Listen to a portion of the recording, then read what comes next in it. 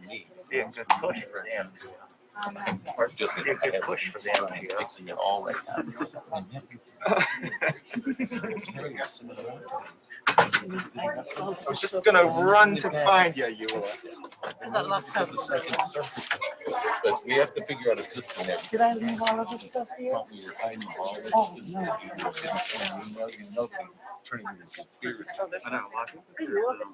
We'll just collect them. No, the departments are supposed to send the requests to IT. So in this case, it was whittled down to what the search words were. No. Or from the Gaius. I know that. And they only did from. I know that's the way it was, but I think Ryan is now taking it on herself. That's fine to do it with the searches. Okay, thank you, everybody. I'd like to call this regular meeting to order, this regular meeting of the Stuart City Commission on our new schedule at 4 p.m. on the dot on October 12th, 2020. Ms. Latour, will you call the roll, please? Mayor Meyer, Here. Vice Mayor Clark. Here. Commissioner Bruner. Here. Commissioner Matheson. Here. Commissioner McDonald. Here. Please join me and stand for the Pledge of Allegiance.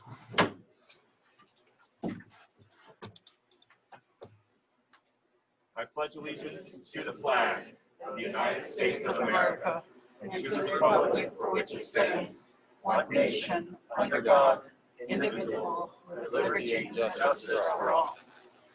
It was never even sent to them. I had to send it to you today for the first time. Before we move on to our arts moment for today, I would just like to take a brief moment to recognize today is Columbus Day. It is also for many people Indigenous Peoples Day. And today and every day, I would like to acknowledge that we are on the traditional territory and homelands of the Ais, Hovey, and Seminole people. Okay, we'll begin with our arts moment for today. Mr. Stephen Mayer. Thank you. Yes, Stephen Mayer. I'm usually here as staff, but tonight I'm here in the arts moment. And about 3 years ago, I started acting. And right before my first play, I actually had an arts moment that was right here in this room. And that was before I took the stage at Lyric Theater. And I officially got the theater bug, and I've been doing that ever since. And I've had a lot of opportunities. Miss Eula Clark, you were there for a couple of them, actually. You've seen me on stage. And now I have had an opportunity, before pre-COVID, I had an opportunity to direct and debut as a director with Driving Miss Daisy, but that got canceled until next year. In the meantime, our theater, ACT Studio Theaters here in Stuart, has adapted to our post-COVID reality that people are not going to be able to go into a small theater at this point. So what we've been doing is actually what's called Zoom theater. And I have the opportunity to direct The Proposal by Anton Chekhov, which is a play that was written in 1889. Anton Chekhov is most known for his play called The Cherry Orchard. The Proposal is a one-act comedy. It's a farce that it forces us to think about relationships and those pretenses that often get in the way of what you truly mean to say. And the play is a whimsical situational comedy, and it involves a man, his daughter, and his suitor. And each of them who cares very much on this proposal that he's about to make and this marriage working, but they just tend to muck it all up in a very funny way. And so what I'd like to do is show you a little bit of what we've been doing over the last month. I have an intro to kind of show, if I have,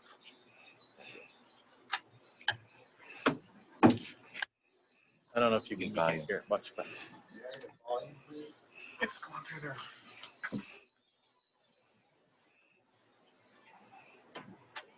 You may want to pause it for a second. We've got ours all the way up.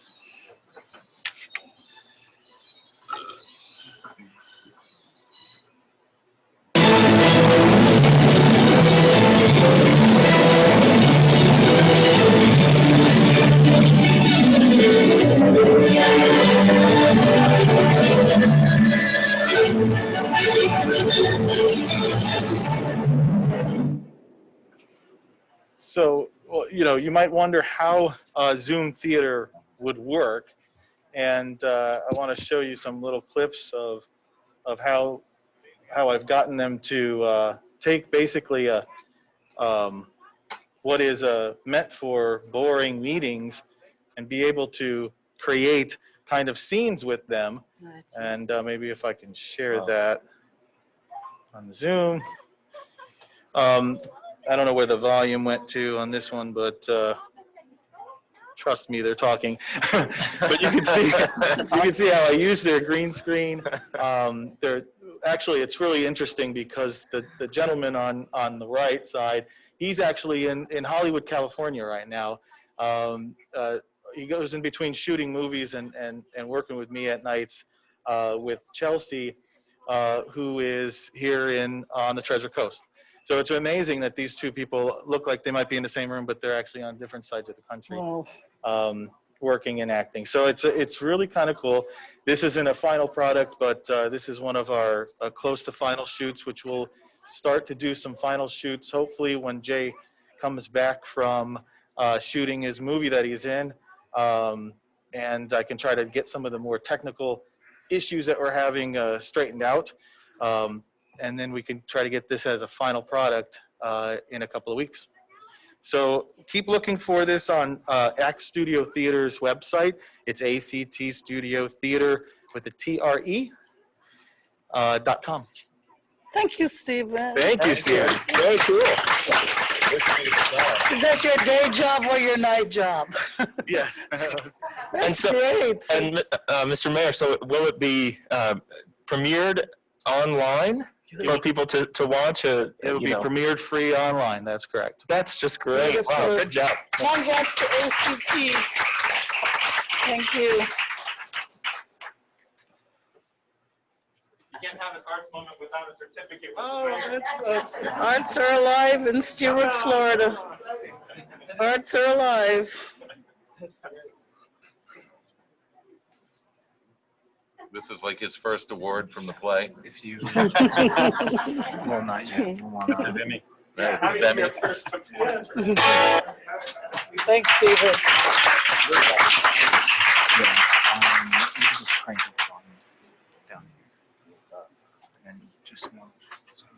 Love to see the interesting and innovative things our awesome employees do when they're not hard at work here at City of Stuart. Okay, moving on to our proclamations. The first for today is Imagine a Day Without Water. Mr. Mortel. Imagine a Day Without Water, October 21, 2020. Whereas reliable access to clean water in our lives is critically important, and whereas water infrastructure is critical in protecting public health during the coronavirus pandemic. Whereas the infrastructure that brings water to and from homes and businesses is essential to the quality of life and economic vitality of the City of Stuart. And whereas residents on average utilize 170 gallons of water per person per day. And whereas a day without water would be a public safety crisis, which would limit the abilities of safety personnel such as firefighters and hospital staff to do their jobs, as well as businesses and homes to function. Whereas investing in our drinking water and wastewater systems will secure a bright and prosperous future for generations to come.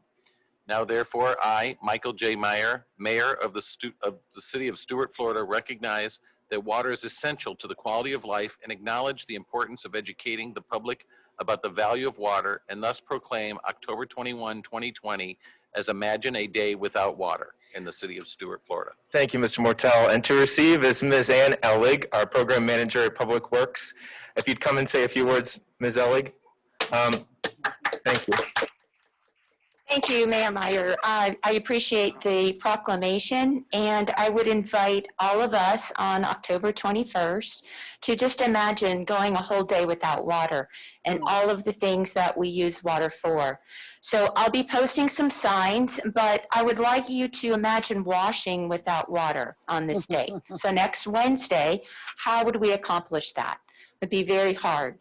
So these signs will be posted in the restrooms here and all the city buildings, and I want you just to take a few minutes as you really turn on that water faucet to imagine what happens if water did not flow freely from it.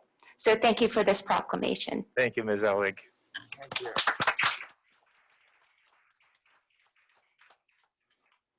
So I should take the day off on 21st because everybody's going to be really smelly. I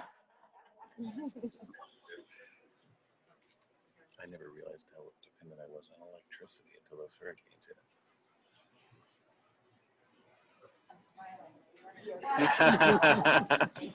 We saw that smile.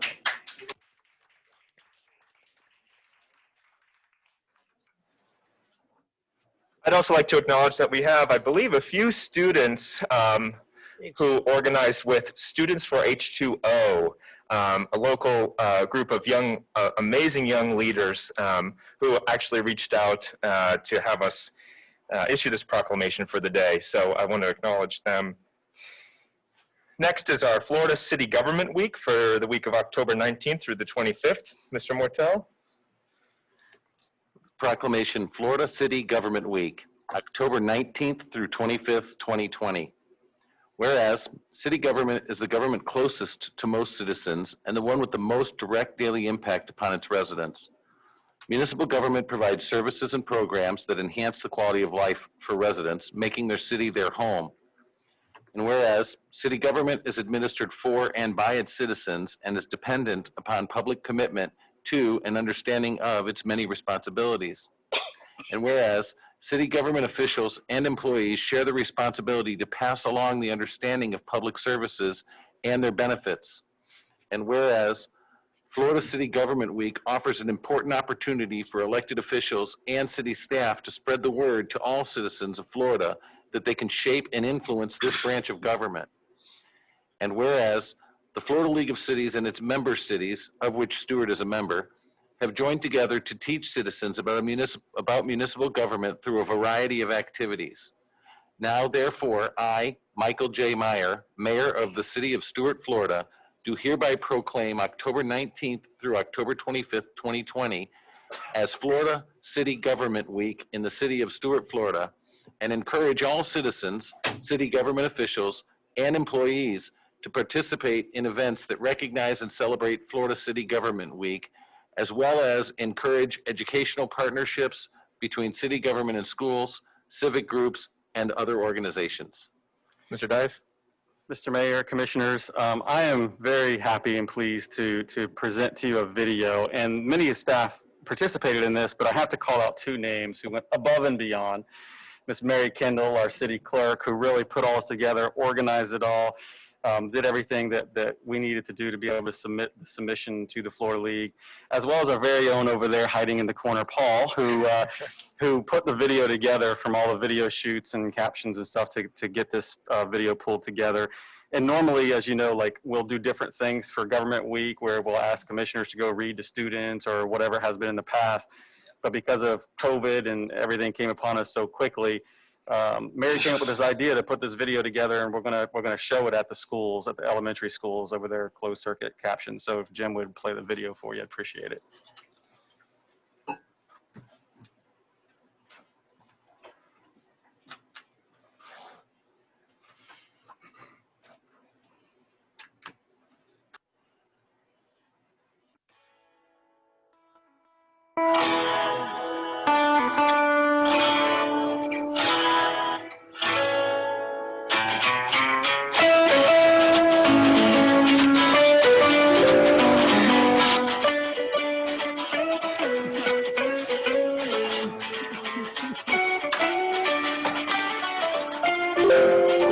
David, you need to speak up a little bit. Yeah. Speak up. Nobody cared when it was Steve.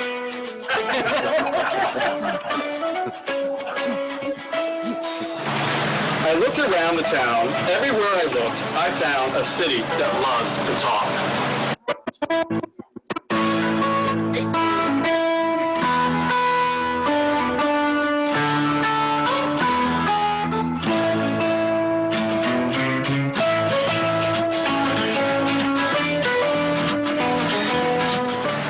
I'm David Dida, City Manager for the City of Stuart, and we want to talk to you about Government Week this month in October, as we read a book to you from the Florida League of Cities about the city that talks. My staff and I are going to tell you a story about your city. The teacher asked, "What is the best thing about your city?" I looked around the town. Everywhere I looked, I found a city that loves to talk. I'm the best thing about your city because I'm a safe place to walk. And I'm tough. Those soccer shoes don't hurt me. I'm the best thing because I keep everything moving. Even the trucks think I'm strong. I'm the best thing because, well, where do you think all the stuff goes when you flush the toilet?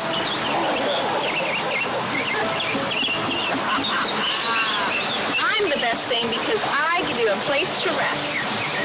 Oh no, bird! Shoo, shoo, shoo!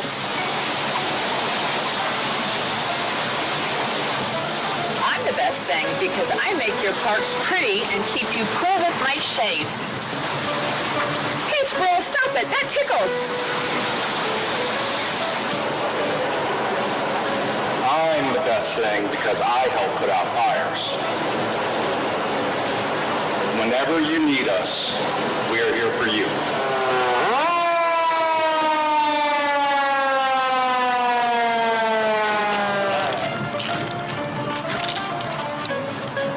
We're the best thing because we make space for your games.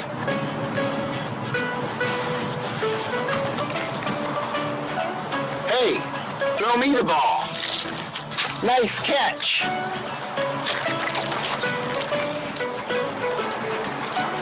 I'm the best thing because I help keep you safe.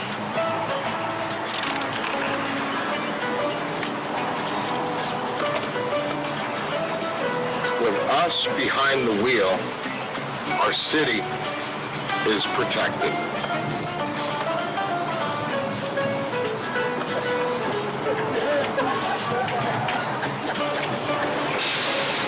I'm the best thing because I keep our city clean. Sure, people say I'm stinky, but it's better than having stinky streets.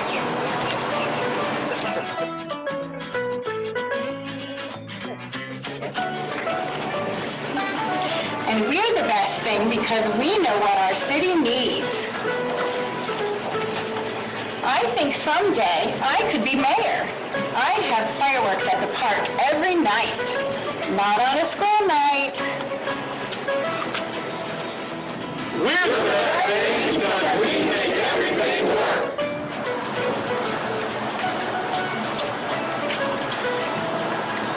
That's true, and we're just a small part of a great team. I can't pick the best thing about my city. I love it all. What is the best thing about your city? We want to thank you guys for listening to the Florida League of Cities, the city that talks. And we hope that you get involved with your city as you grow up.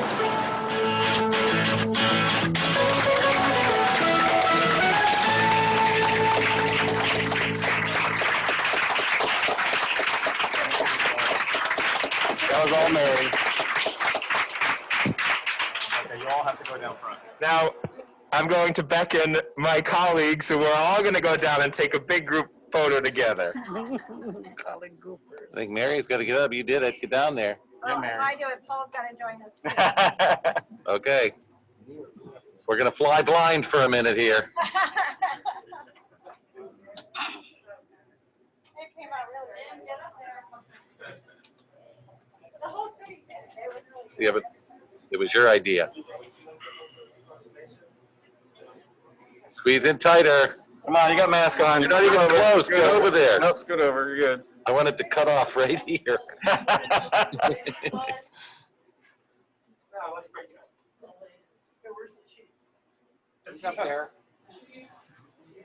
We want you. Get your picture. Come on, let's go. They need a police officer. They need a badge. They need some government presence. Hey, we've only got until 5:30. Come on.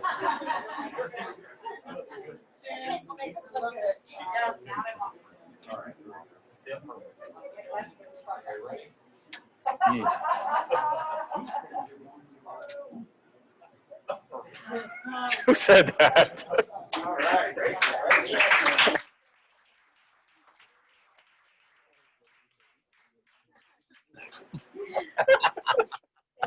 Where is he?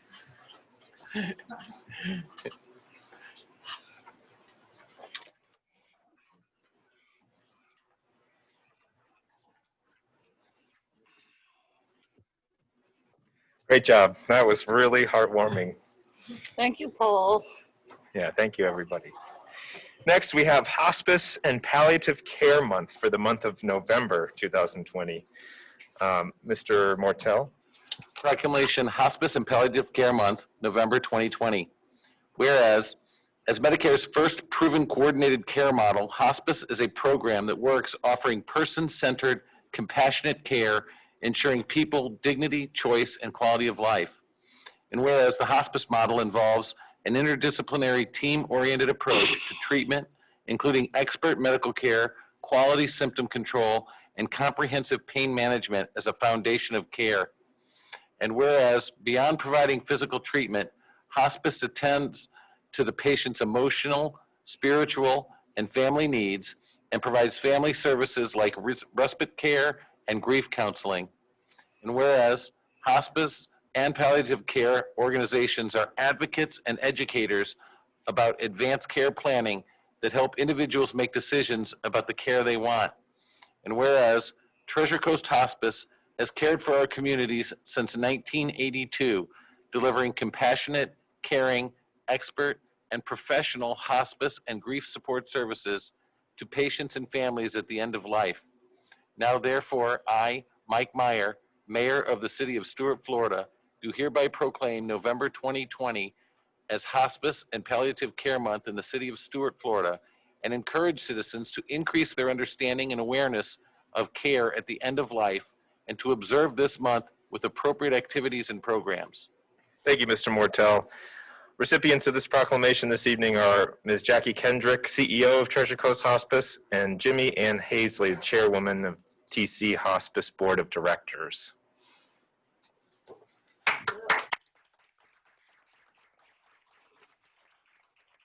Jimmy Ann couldn't make it today because she had a beautiful grandbaby, but this is Scott Hoffman, another of our board members. Wonderful. Thank you. Would you like to say a few words? Yes, I'd like to say thank you on behalf of Treasure Coast Hospice. It's an honor and a privilege to serve this community. Thank you on behalf of our 300 plus employees, our 300 plus volunteers, and our amazing board. Thank you. Let's get a photo.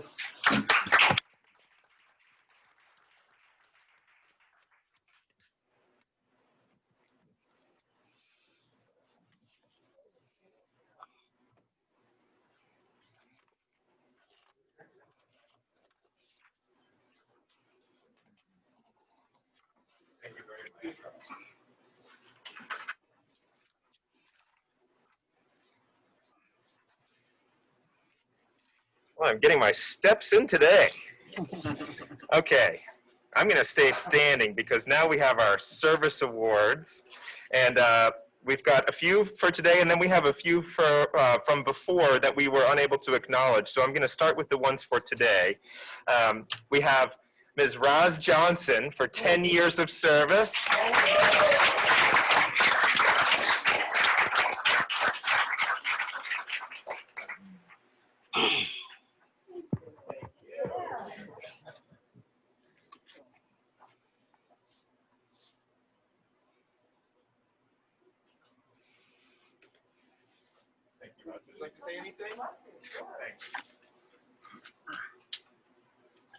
What is it they say, if you love what you do, you never work a day in your life, or something like that? Yeah, that resonates. So the employees are what it's really all about, and we have some of the most talented employees here, some of the most educated, the most fun, the most innovative, hardworking, dedicated, loyal people, and it's because of them that everything is as exciting here as it is. So being a part of the city is wonderful, and thank you for 10 wonderful years, and I look forward to 10 more. Thank you all.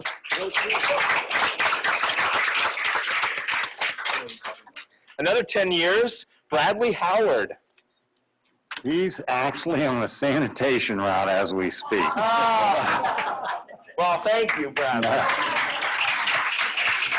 Keeping our city streets clean. We have for 5 years of service, Ann Ellig.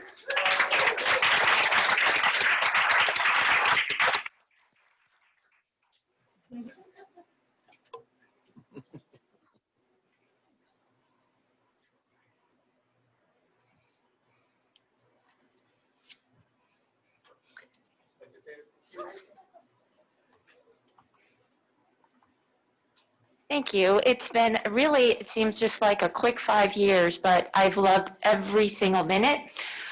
Some more than others, but mostly, yes. It's been great to get to know several departments, all of the managers and directors, and it's a wonderful city to work for and to serve. So thank you. Thanks, Ann. And Edith Rodriguez for 5 years of service.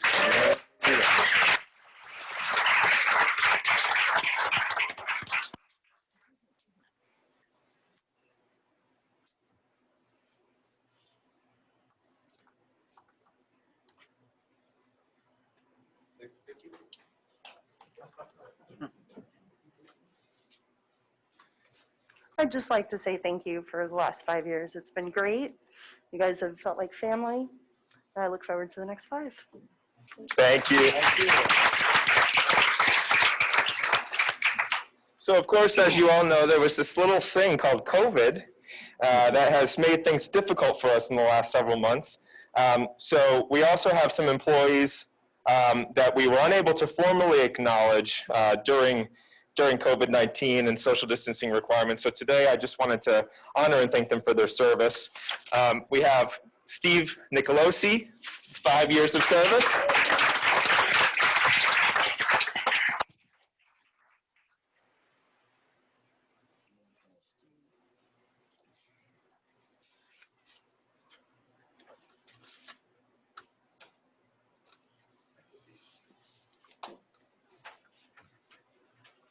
I'd just like to say thank you for the opportunity. I've worked for a couple other cities, and I can say by far Stuart is the best place to work. Thank you. All right. We have, with 15 years of service, Matthew Cernuto.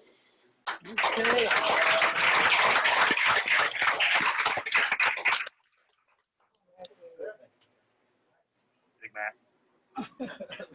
He doesn't look, got a baby face. Didn't give you that. Come on, 15 years, you gotta say something. Yeah.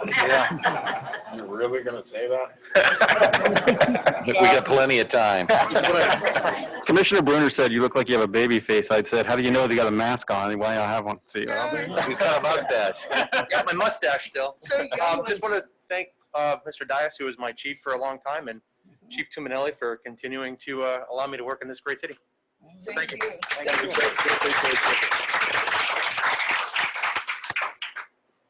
Also for 15 years, Bruce Beland.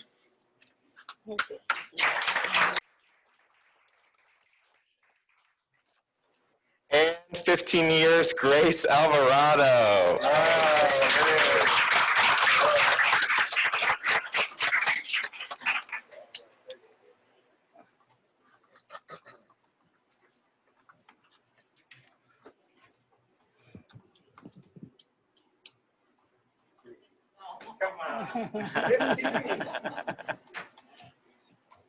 I just want to say thank you, and I look forward to some more years with the city. You didn't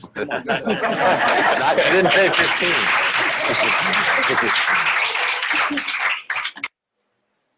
And for our Employee of the Month, I'm going to call on Mr. Dave Peters, our Public Works Director. Something like that, yeah. Anyway, changed a little bit. Anyway, Mayor, Commissioners, it's once again my pleasure to announce that Ann Ellig has been selected as the City of Stuart's Employee of the Month for October of 2010. 20. you may know, Ann led a team of 10 staff members in a year-long mission to develop the city's sustainability plan. Through research, brainstorming, and perseverance through the COVID-19 pandemic, the Sustainability Committee stayed focused on the task at hand and delivered a draft sustainability action plan to the City Commission in a workshop on September 21st of this year. Ann's steadfast focus on what makes sense for the City of Stuart was clearly demonstrated during the September 21st workshop.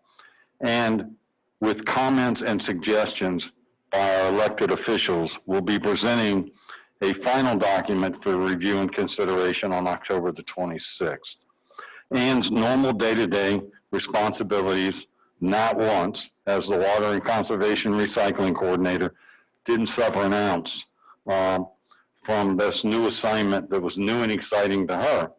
And I think she would say that as the coordinator of the committee, that the committee did the work. But we needed a coach. And Ann was that coach and filled that position with passion and drive needed to get us to the finish line. Ann's always willing to accept new challenges, loves new challenges, and exemplifies the city's values by treating others with honesty, dignity, consideration, and respect. And for the reasons I just mentioned, I'd ask that you call Ann up and recognize her as the City Employee of the Month for October of 2020. Come on, Ms. Ellie.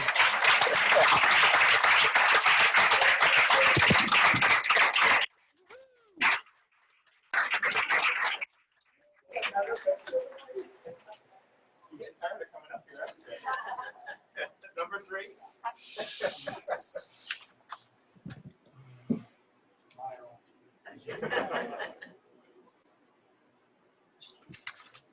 So, anything else to add after And she has 55 pages of a document for you to review on the, I believe, the 26th. So. Thank you. I'm very honored to receive this, but it truly is a committee effort. I'm happy to stand here recognizing all of my committee members because they truly did the work. You know, this guy every day, hey, how's that sustainability plan going? And while David Dias gave me the charge, you know, to lead the committee, I think Dave Peters is probably my loudest cheerleader and encourager, and never saw any wavering in our commitment to do so. So I do thank him for his support. And I thank all of the committee members because the product that we delivered to you was very heartfelt, was very dedicated in fact that these members went outside their normal duties to pour themselves into their chapter, their branches, to deliver a product that will see Stuart sustainable for not just the next 5 years, but well into the future. So we're very proud of that plan. And thank you for the workshop and all of your constructive comments and your ideas. And we hope to bring back that plan as a very comprehensive, very doable, very green product for our community. So thank you. Thanks, Ann. And Ann, I just want to let you know that the rest of the committee will be recognized at next month's employee recognition time. So, Mr. Mayor, normally this week we would break until the commissioner comments starting at 5:30. However, I know there was a lot of discussion around the Lake Okeechobee issue, and I know that Commissioner Matheson has some things he wishes to discuss or present on that. So I don't, this isn't to take place of the commissioner comments, but if he wants to have a more longer discussion about it, now would probably be an appropriate time rather than waiting until 5:30 because we have an hour to kill. Well, I was hoping for happy hour. Yeah, well, we can do that too if you want to adjourn. No, I think when we discussed the fact that this hadn't yet been fully updated to say time certain of 5:30, if it pleases my colleagues, I think we can just keep on rolling, or at least begin with the discussion around the lake and releases. my thought on it is you have the discussion on the lake and the releases, and then even with that taking place, maybe Commissioner Matheson would then still, during public comment at 5:30 for the record, just say, I communicated with Colonel Polk, 1, 2, 3 bullet items, and then we move on. But this way, it'll give you guys some real time to discuss it and have the interaction, because I know it's an important issue for you guys. Sure is. Okay, yeah, I think that sounds good. Plenty to discuss. I'll turn it over to you, Commissioner Matheson. Well, as I'm sure everyone knows, last Friday was a meeting call, a media call by Colonel Kelly announcing his plans with 98% certainty, if I could read them at all, to open the S80 locks, but not just the S80, the 308. And that's kind of the big difference, is we're going to be receiving most likely discharges from Lake Okeechobee. And tomorrow at 10:30, there's another media call, which will announce the amount they'll be discharging. But most likely, we're going to get 1,800 CFS. For the past, well, since plus or minus since ESIAS's visit, they've had to drain the C-44 canal east towards us, but we haven't had, and that's the big difference, we haven't had Lake Okeechobee discharges since the spring of 2019. And, you know, in recent history, we've never had a blue-green algal bloom without having Lake Okeechobee discharges. There has been at times this summer blue-green algae in Lake Okeechobee that is tested positive to high levels with microcystin in it. You know, as of the call on Friday, none was around Port Mayaka and that structure. And we are trending into the proper time of year, you know, where hopefully we're going to get some drier, cooler weather. And that's Colonel Kelly's main concern. And the reason he's going down this path is the rate of rise on the lake. So I said, you know, we would potentially be seeing 1,800 CFS. That's not on top of the roughly plus or minus about 500 CFS we've been getting to manage the C-44 canal lately. That, you know, is coming out of the canal just to manage the C-44 from flooding the surrounding residents in that area. And then the Caloosahatchee might get about 4,000 CFS. And I'll have our staff pulling up a slide. This is 2008 LOR's regulation schedule that they're falling back on, so to say. They've expressed a little bit of deviation from it. And my hope is that they continue their flexibility, and they do that when there's harmful algal blooms on the lake and into the following year. But I've highlighted in red, we're at the intermediate, the lake's at 16.14 feet as of today. We were very fortunate with our urging and weather, and everything went for us to enter the wet season with a lake height at 11 feet, where they normally, this LOR schedule would dictate roughly 12.5 feet we'd enter that season. But on the other end, we've had record rains, even without a hurricane. Colonel Kelly expressed that the rate of rise of just constant, a very wet summer is what's alarming.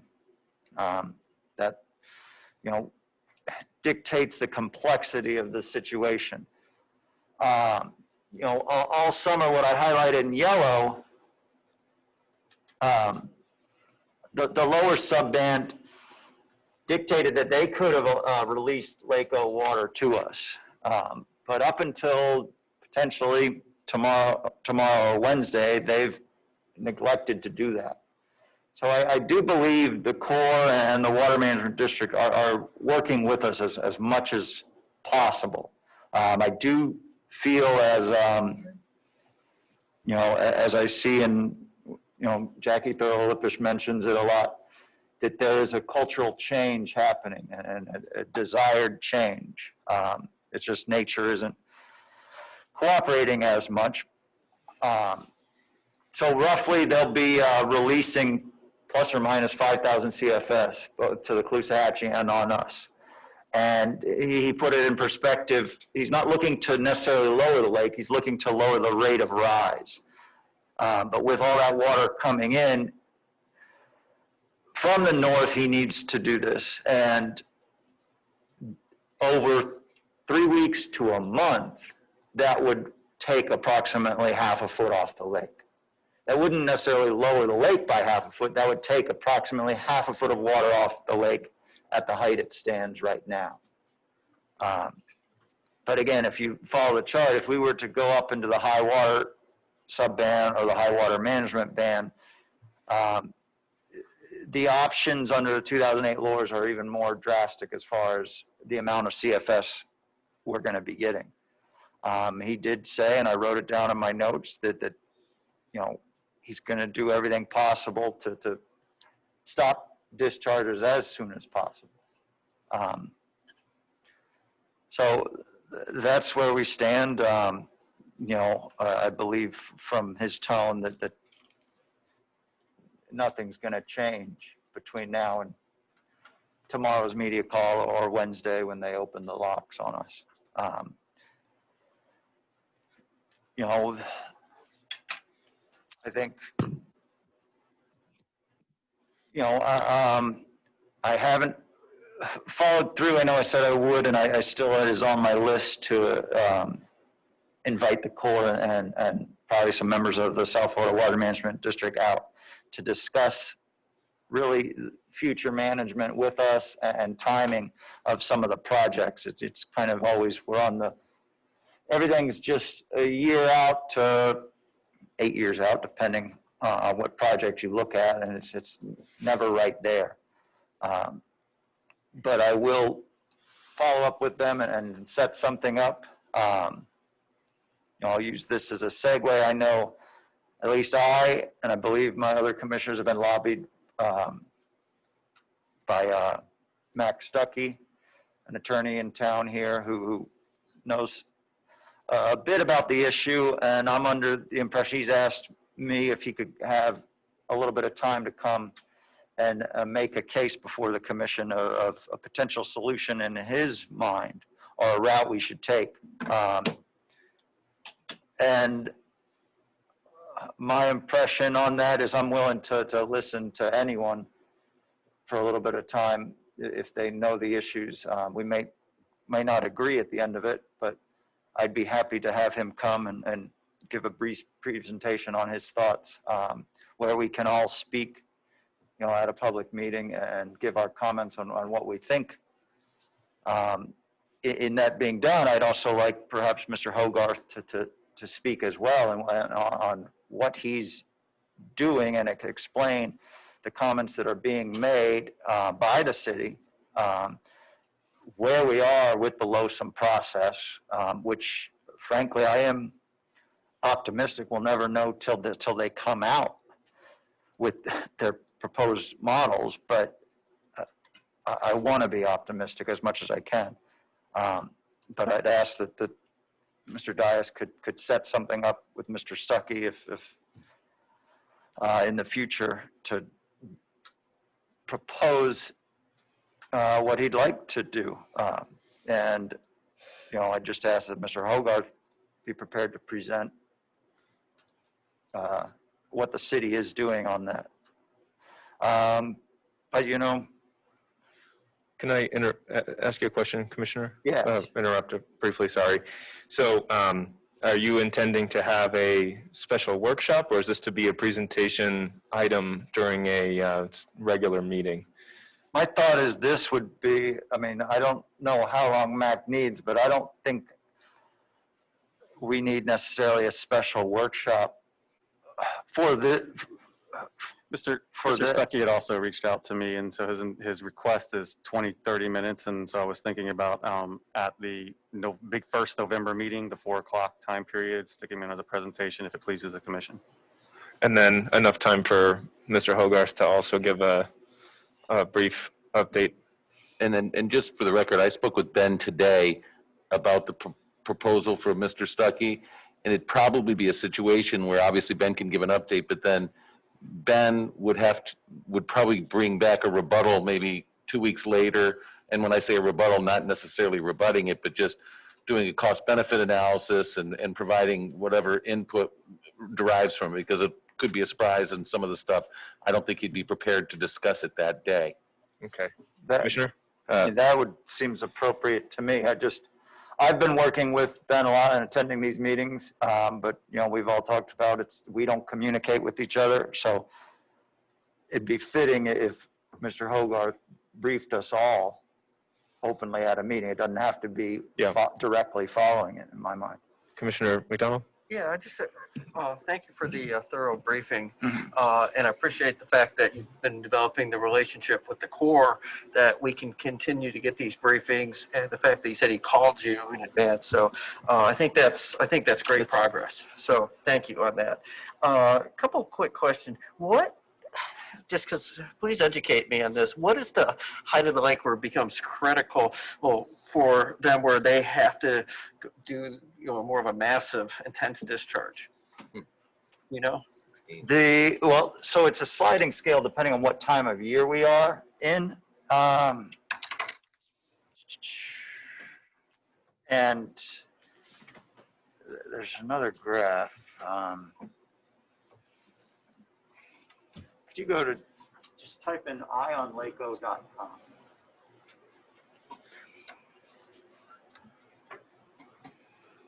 And so it depends, it's not a specific height, but when we get into the higher management band. And right now we're on the upward trend. The top left slide, click on that one, live data it says, and the left slide again. So this is right from the district's website, which the Corner District work, that was the slide. And as you say, Commissioner, it's not necessarily the height per se at any time, it's the rate of rise. Time of year, the height, and then the amount of inflow versus the allowed amount of outflow. Okay. I was just curious. I just didn't know that answer to that question. 16 feet is incredibly high. There we go. So, wow. The dashed line is kind of the 50% projectile. We are just in that green line is the high subband. The top red line is your high water management band. And you can see we're almost to where it tapers off. The solid red line, as we leave the wet season and enter the beginning of the dry season, it tapers off at almost its highest point. And this is for the Lore's 2008 schedule. I see. And then in the spring, they have because they want to keep the lake lower, they have a lower high level. Exactly. Okay. Exactly. Okay. Thank you. But the big part was we're rising at a very fast rate right now. We are still in hurricane season, and we're not quite out of the wet season. And that's all plus or minus depending on how Mother Nature works, really. When we get out of that wet season, they're comfortable with a higher lake level, because then the argument kind of shifts to where the water does go, not drain the lake as right. They can strategically move it to places where it's needed versus. And it can evaporate without exactly. Right now, rainfall. Rainfall is more than exceeding evapotranspiration. Okay. Should I call on Mr. Hogarth if there's any clarification he can provide? Yeah. That's how you approach the mic. I want to just provide a little bit more clarification on the graph, just for our edification moving forward, discussions, timeline. What you see is actually extremely common any given year.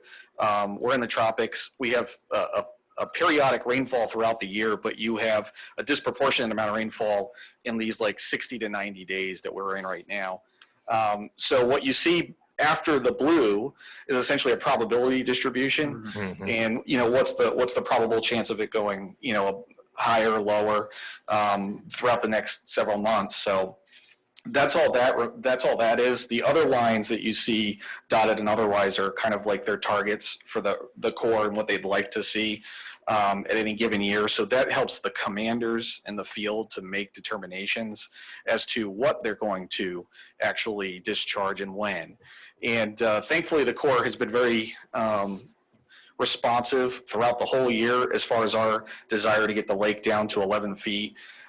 It's important to remember that in years past, especially under 2008 laws, the Corps would be shooting for 12 and a half, 13 feet. On average, I looked at 35 years of average data. And over 35 years, when I did the math, each year at June 1st, it averaged just over 13 feet in elevation. This year, we started about 1.5 feet, 2 feet below that. Can you imagine where the lake would be right now if we hadn't done that? So we've made a lot of strides. We've done a lot of good things. Unfortunately, this year, even though we haven't had a tropical cyclone kind of hit us direct, like we've had in past years, the amount of rainfall that has dropped is actually on par average or slightly above average to any other given year. What we're seeing as a result of climate change and other climate factors is the amount of rainfall that is accumulating in a smaller area is going up. And that's something that we've been told the drier areas, the hotter areas are going to get hotter and drier at those times of the year. And the same can be said about rainfall and precipitation. So Isn't the river pretty polluted right now?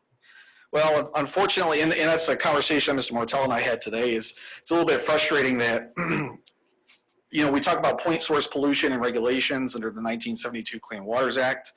Unfortunately, non-point source pollutions don't really have a formal regulatory process like those point source pollutions. What's the difference between them? Well, a point source pollution is something that you can tie to a pipe, something that's going directly to navigable waters. Non-point source pollution is ag runoff. It's irrigation that supports ag, backflow. It's an inflow. It's everything that runs off of stormwater, obviously septic, seepage and all that. So what we're finding now is, now that we've addressed through permitting and pollution regulations, the amount of point source pollution has gone down over time, but non-point source pollution is now the primary critical factor. That's what we saw this year. And then the discharges are obviously going to be a different story after that. But this year, what we saw in the river is unfortunately that non-point source pollution once again.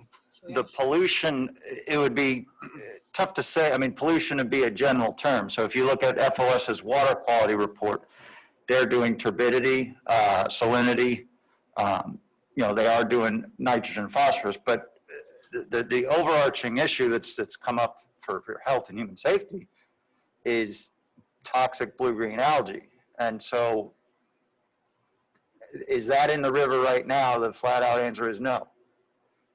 All summer, and last summer, we have not had any signs of cyanobacteria in St. Lucie River. We have been getting water from the C44, C23, and C24, and we have legacy muck. And so we are not at all summer the salinity levels that FOS would like to see, which would promote seagrass and oyster and our turbidity is not as low as we'd like it to be. But it depends what you classify as pollution. And then that's kind of the overarching issue. To touch on this graph, again, just the subbands, what they do is they tell the colonel, where to start his decision matrix, which is the prior slide we had up there. And what they've been doing is operating a lot of flexibility since, frankly, nothing to do with the city, but it seems like their flexibility has changed a lot more where their posture was in January of this year. I don't know if I'd say it has nothing to do with the city. I mean, I think your advocacy and our strong positions earlier in the year have. There's a lot of other voices on the calls, and it's helpful that there are different stakeholders, and it's interesting to see how the thank yous go around as far as what their operations are. who's getting the water in the drier springtime. And then, you know, there's been an incredible amount of thank yous, mostly for holding the water in the lake right now on all ends.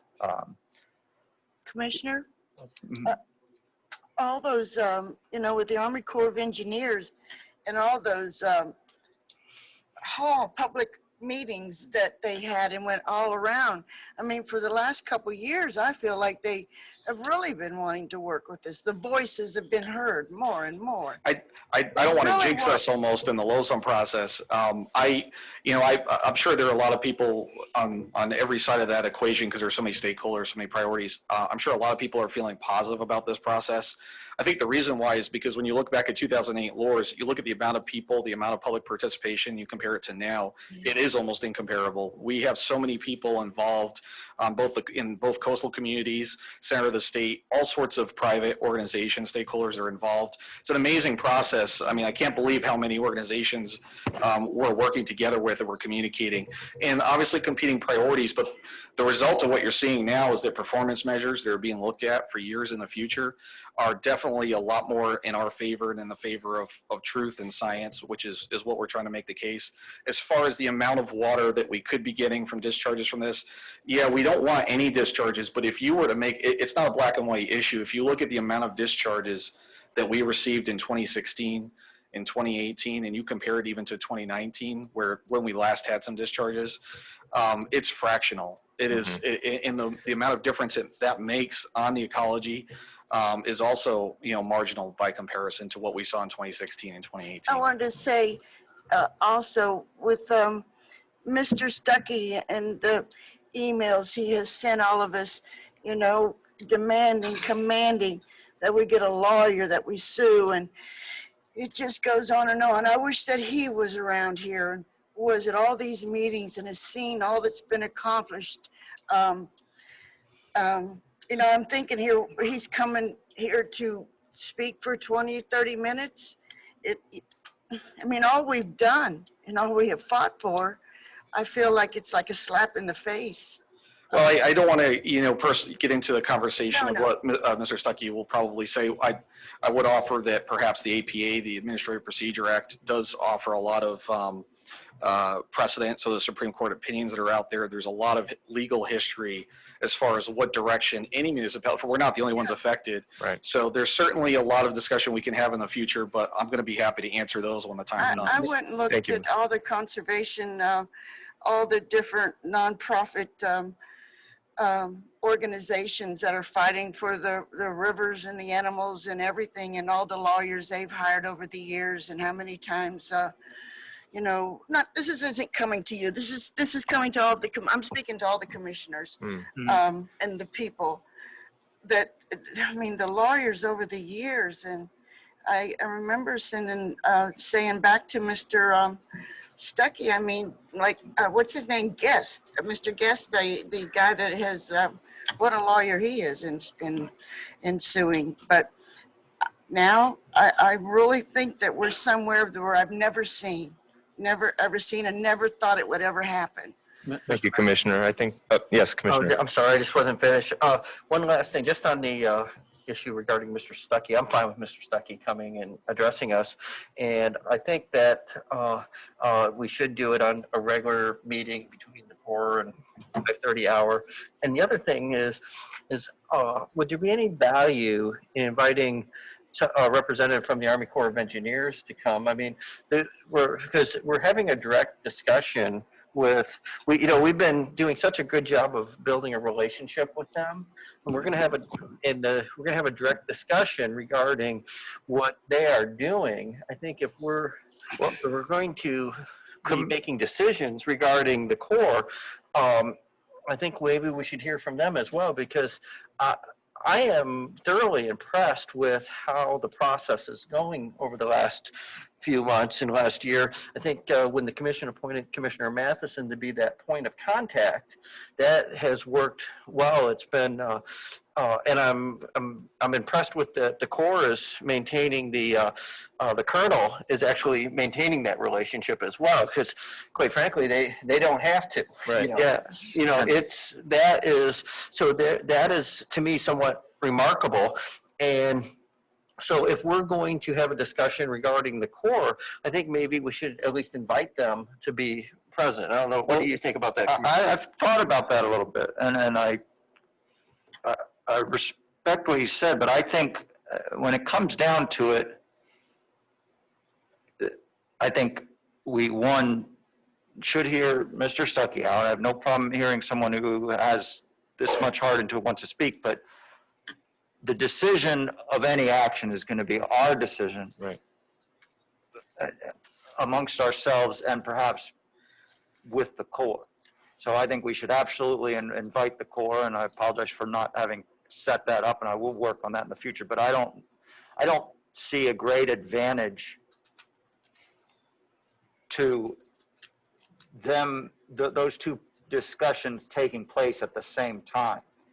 I'll hear Mr. Stuckey out, but you know, there was a big difference from our lawsuit that our potential litigation was a little bit more in my mind, and always was in my discussions with more to a specific injunction asking them to manage the lake lower. And I think, and we'll always stand by that point, whereas the long-term future management of water coming in really has to do with LOSUM, which is enacting right. That process is going on, and we have, you know, till 2022 roughly till when that's done. And I think that's the lawsuit, perhaps Mr. Stuckey, is that our river legal department would do or so. But I think I see them as separate issues. I think we gain a lot more from having the Corps come and us talking to them, and we can listen to Mr. Stuckey. I don't think we need to make any sort of decision when he comes here. No. And we can discuss with staff, and if Mr. Hogarth is going to present something after his discussion. So I absolutely want to have a representative from the Corps, and I intend to bring that up with Colonel Polk. Just to clarify, I talked to Colonel Polk. I'm not quite on Colonel Kelly's level yet, I guess.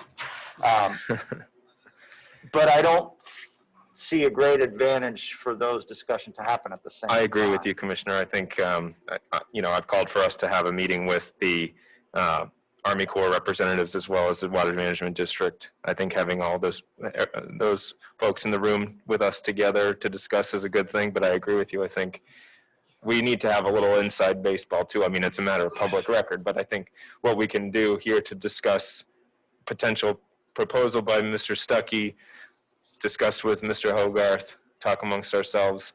I think maybe we should orient ourselves there and sort of pursue continued communication with Lieutenant Colonel Polk and the Water Management District, and have them come and meet with us separately. Can I say one more thing? Yes, Commissioner. I just wanted to add one more thing with the Army Corps of Engineers and all of us, you know, working together. This is the third summer without any discharge. They did it all through 18, 19, and 20. We're at the end of the summer, and it's just amazing. I've never gone 3 summers in a row where they didn't dump on us. Well, 18 was pretty toxic. 18 was second one in a row. So it's only been 2. It's only been 2. And they're dumping this week. I was thinking it was 3. Yeah. And that's the thing. It's not binary either, because if you look at 2016 versus 2018, 2016 was much worse. Mm-hmm. Even though 2018, many of us remember because it was the most recent. 2016 was worse by the numbers. But 2019, even though we received some discharges early in 2019, everybody remarked it as a normal summer. Vice Mayor, did you have a? So is it our instruction to staff to set that November meeting with Mr. Stuckey then? Thank you. Yes, I think the idea is you're working on scheduling it with Mr. Stuckey to have it during a regular meeting beginning at the 4 o'clock. Maybe after we listen to him and see how the discharges go, that we probably need to convene our own river summit or whatever it is that we need to do to get some information from some people. As far as the discharges, I think it's probably good to recognize what from what it sounds like, from what the colonel is trying to accomplish, he specifically said that he only wants the discharge to limit the rise of the lake. Right. The lake is rising not just because of local rainfall. It's important also to remember that north of the lake, which is more important for this case, there's been rainfall in central Florida, north of the lake. The Kissimmee chain, which flows into the lake, every 1 inch in the Kissimmee chain can equal up to 3 to 5 inches on the lake, depending. So it's an exponential impact to the lake.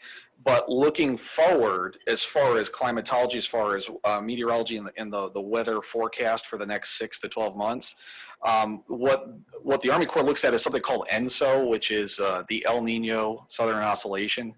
Fancy term for what they're looking at is El Nino versus La Nina conditions in the Pacific to see whether or not the next 6 to 12 months are going to be a drought or going to be a wetter dry season. So what they saw is a La Nina, and actually potentially a strong La Nina forming, which means you're looking at rather dry conditions throughout the summer, or throughout the winter, I should say, and the early dry season. As a result, I think what the colonel's trying to do is retain as much water as he can without discharging, because he's expecting probably that early next year he's going to need that for water supply and also through evapotranspiration, the loss of water. So he's planning ahead. The good thing for us is we've got that forecast. He's thinking ahead. He doesn't want to give us any more water than he absolutely feels like he has to right now, and that's why he's taking that position. So hopefully, if we do get discharges, it will be very short-lived. Thank you, Mr. Hogarth. So, well, thank you, Commissioner. I appreciate your continued leadership on this, and I'm glad that we have somebody who Lieutenant Colonel Polk will call back on the ranks here.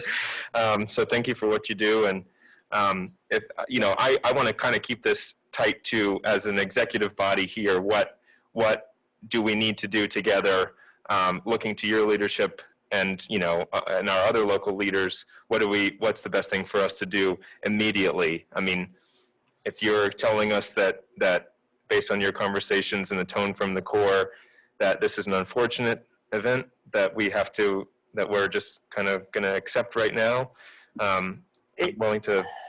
It is. I mean, I am optimistic about what happens. We have LOSUM and that process, which is already engaged. So entering into some sort of large lawsuit right now, I don't would see as beneficial. Again, as words of our congressman, I will always reserve the right to litigate to protect the health and safety of our residents, and I always will. Thank you, Commissioner. But when we touched on pollution, and we've been getting discharges, just real quickly, the way I see it with our river, the blue-green algae and the toxic algae is the ultimate stab in the back, basically, or stab anywhere. But what our ultimate goal as a city should be is to really just have our own local rainfall coming into our estuary. Nothing ideally from the C23, C44, or C24. That would give our chance that we would, if we were that way this summer, that the FOS's water quality reports that hopefully we all get and see, the salinity would be on par so that oysters could thrive, so seagrass could thrive, and then our river could build back up its immune system. Right. And that immune system could absorb the nitrogen phosphorus easily that is coming from our local basin runoff. But we need to get to that point first. And so there's different levels of pollution that we're seeing. We're still targeting the larger sources of water flow, in the North Fork and South Fork. But at this point, I'm optimistic just for what Ben said. Of course, if you follow the cycle on down, if the colonel right now wants to limit discharges, just keep this in mind, as quickly as possible to retain water in the lake. Heading into months next from now, the argument is going to be retain water in the lake for different stakeholder interests, and our best interest as we enter the wet season again is to have the lake lower with more capacity in the lake to absorb the impact from a major hurricane or major rain events. Yeah. And it's this perpetual cycle that we're kind of in. And we're waiting till some of these major projects are finished and can hold some of the water. The big thing for me, in following Congressman Mast's posts about this and discussions around this, I think his story on Friday, his email blast on Friday, discussing the proposed release schedule for this week, hit me. You know, I know he's been a fighter for the river and not afraid to take a punch when we need to protect the waterways. It sounded, resigned isn't the right word, but it sounded to me like he was truly, you know, accepting that this is really kind of what needs to be done. And so when I heard that, that to me said, okay, you know, I think we all sort of, as much as we don't like it, we need to fall in line. There's not really much we can do right now. But I agree with you. I think we got to stay focused on it so that heading into next summer, we don't, next wet season, we aren't lulled into continuing to keep it artificially high. And the check today on the map, where there once was algae, we know there's still toxin. The cadmium still toxin. Although there's not algae at the lock, there's still algae throughout the lake in certain areas. So it seemed like in the public statements by Colonel Kelly that the Corps was very hesitant to be discharging visible algae-laden water. So I think let's keep focused on their public statements too. And if we look at any more algae happening around the lakes, maybe we can make a stink about that. But, are there any other pieces to this we need to discuss before we briefly adjourn until 5:30? Have you given us your full update? No, I think that's it. I mean, realistically, the lake's at over 16 feet. It's high. And we're still in hurricane season. So understandably, he doesn't have many options. Sure. And so, they are watching blooms of blue-green algae on the lake. It is what it is. Okay. For now. Well, we will, in that case, recess until 5:30? Yes.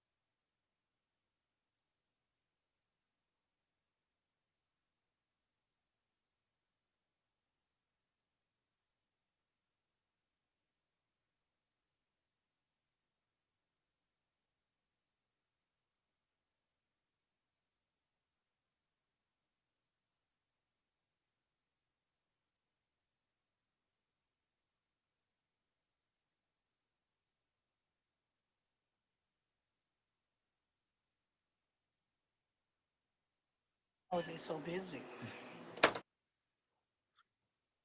Oh, I like this. Is Everybody's that me? ready to go. See the- Let's wait. I got one more minute left. Almost there.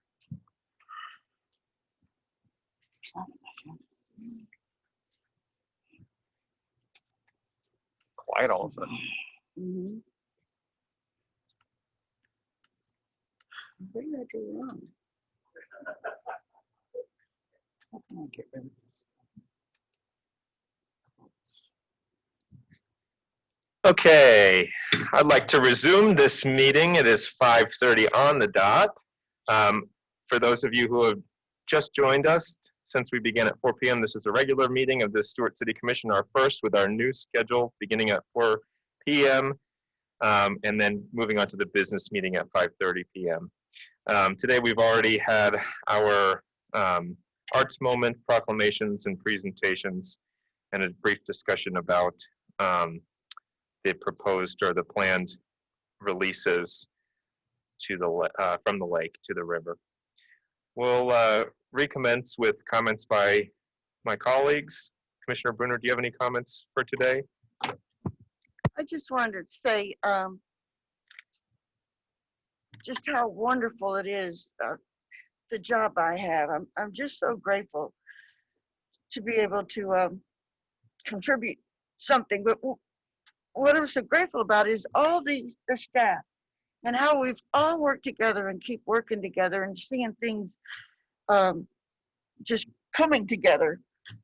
But anyway, I just want to thank all the staff, everybody in the city of Stuart, and how they makes my job so much easier. That's it. Thank you, Commissioner. Commissioner Matheson.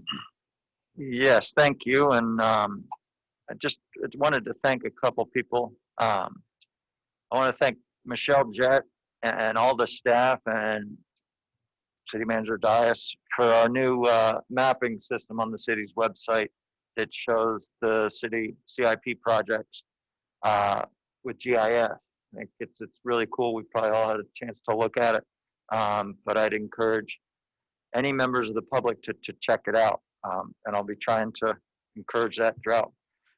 I'd also like to thank Miss McBride for raising the trees and their sudden removal on the Walgreens property on Monterey, and perhaps Mr. Dias could give an update as to the status of their replacement. But without Ms. McBride pointing that out to us, that might have gone on under the radar.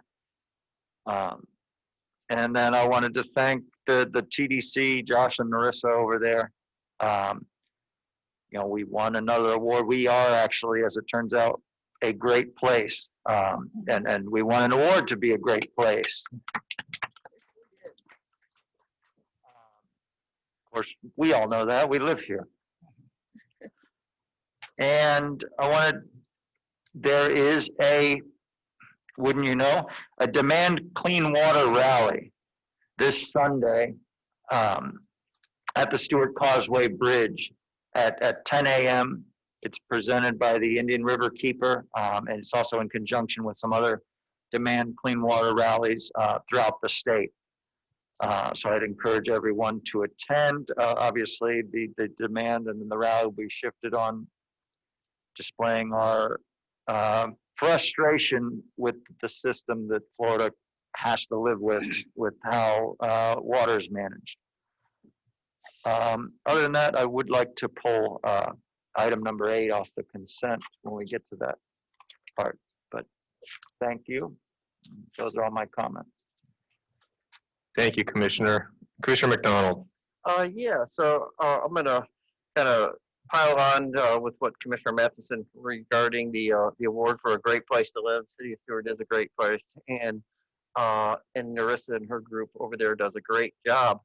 I just want to bring up 2 other things very quickly. One is with all these rains, which we've been talking about in relationship to the river, we've also had a few areas around the city with a fair amount of flooding, in particular Arapahoe, Mango, and Dyer.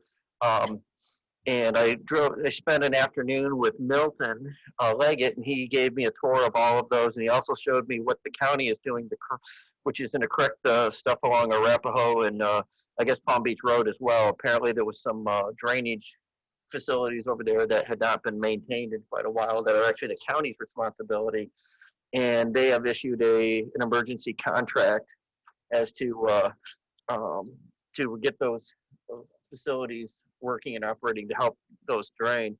But as this kind of goes on lines with our sustainability and resiliency planning, and also the fact that Public Works brought forward the changes to our stormwater. They're going to be working on a stormwater master plan.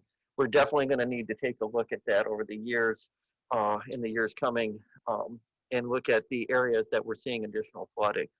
And then, but overall, Public Works is doing a great job dealing with it, and I think they've done a fine job. So Milton, wherever you are, thank you. The last thing is, a week ago Friday, I spent all morning with the police department out at the nuclear power plant where they were doing some training.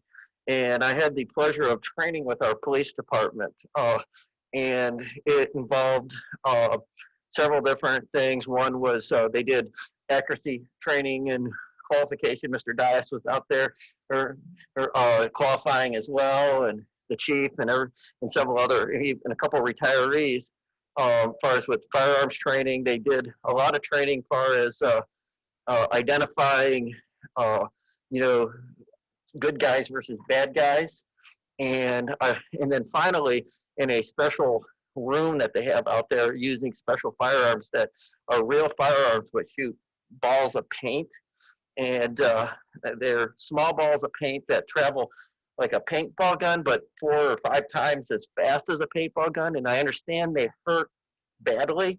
I believe there was instructions not to shoot the commissioner, so I didn't actually get shot, and therefore I didn't need to shoot anybody. So, but I learned how. But you can go out there, and not only did I get to participate, I also there's a catwalk where you can observe and from above and watch the scenarios that they put in. They put the officers in real world scenarios. Everything from officers being ambushed to people having to come out and deal with someone who is suicidal, to someone an armed robber of a home. And a couple of takeaways. One is very quickly it can turn bad for the officer. Also, that the officer has to make very split-second decisions. And this is great training to help them prevent making a mistake. The other thing I learned is that, and I'm gonna make a little humor at my expense, is that when you have to engage in a target, it's best to load your gun first. So, I don't think I'll live that one down. So. But I would recommend that the next time that they go out to the nuclear power plant to train, that each commissioner take the opportunity to go out, and if not participate, to watch. Because until you actually sit there and see how these guys train, the amount of professionalism that all the officers have, and the discipline that they have, and how difficult it is. I think it'll help us with understanding with the situations that have happened around the country and around. Thankfully, we have not had these issues here locally, but it could happen to any officer that be in that situation. And so I think the more training that we can do like this, the better. But also, I think it would also be useful for all the commissioners if to talk with the chief and go out and try to at least observe. So thank you. And by the way, the entire police department's doing a great job, so. Here, here. Thank you, Commissioner. Vice Mayor? Thank you so much. I just wanted to thank Ann Ellig for the work that she did with those pillars of sustainability. And I hope that we can offer on our website, if it's not there, I probably have a look, to make sure that people can go and look up that document or get as many copies of they want and share it with the community and work on it. In that same vein, our city manager and the project that was put on earlier on at 4 o'clock with the City That Talks, I am going to miss the school thing. And I know that when Commissioner Campani was on the board, he did a lot with the schools too. But I really miss going to the schools and going to the community to talk about the city. And so that is just absolutely excellent what you did, and that can be shared all around with the schools and the classes. So kudos to you and the staff that put that together. That's very good. I had the flooding thing on my list, and I wanted to ask if we could get some kind of a direct I don't know, relationship like Mr. Volker, our engineer, and our utilities people, to see exactly what the county is doing on their property there, where they gave the little piece for the YMCA. Looks like they're doing a lot of flooding and drainage control I don't know if that's just for things that drain off of Monterey Road and what's happening there, but if there's anything that could be coordinated with the city in that area and, you know, help with the drainage in there, and if we can use that while they're working out there. I'm not sure how the whole thing pulls together, but I just ask that we at least look into that. Mr. City Manager and our employees, I don't even know if words can express how I feel and what I've seen and what I know of the things that the employees have done during COVID and how they've kept themselves and kept the city. It's coming on up to Christmas and Thanksgiving. And I don't know if the city manager has money in his back pocket or wherever it is. We just started a new budget. But whatever we need to do to honor our employees, to recognize them. We haven't had the picnic. It's just amazing. It's just amazing how our city has pulled together, and we know that we have still a long way to go, but whatever we need to do to recognize our employees and to let them know that we trust them, we appreciate them, and we just look forward every day to know that the work that they're doing, it's not just Milton, it's not just Mr. Peters, the big public works things that we see, but there's so many things that happen, and we just appreciate each and every one. Somebody mentioned the new young lady who just started with the mapping thing, and our budget director. I mean, it's just wonderful. I think Ms. Commissioner Bruna said it best when she made her comments, but it was just absolutely wonderful. And Mr. City Manager, whatever we can do or whatever, I don't know, we can't have a picnic like I said, but it's just, we just need to really let our employees know that this year of COVID and the next 2 months or 3 months that we have in this year, that the city of Stuart hasn't broken down, and we're like the little engine that could, and we've just kept going on, and I really, really appreciate that. In that vein, because our city is a wonderful, beautiful place, I've had people calling me, asking me about, what about a moratorium in the city? There's too much development. I've just came back from out of town, and I see so many car washes. I see so many things happening. And I know that moratorium is not a good word. And so people are asking, but I think that we're trying to make sure that our city is balanced and being developed well. So people are asking those questions, and I tell them to just keep watching, keep participating, and keep seeing the information probably from inside out and outside in as well. So, but that's something that maybe at some point can be discussed, not just to see what's going on with our development areas. Mr. City Manager, I'd like to know what the status of the diversity committee is. We formed that, and we're coming up with the elections. We're coming up with things that may get people really upset. And we just need to know if there are people who have tried to suggest some ideas and some plans on how we can approach certain things. And I haven't heard back from the diversity committee and know what the status is. I know that Commissioner Brunner serves on that committee. So if we can get some input and find out what's going on and see what our plan is and how we're going to make sure that our city stays safe during this election period, and that our citizens are informed and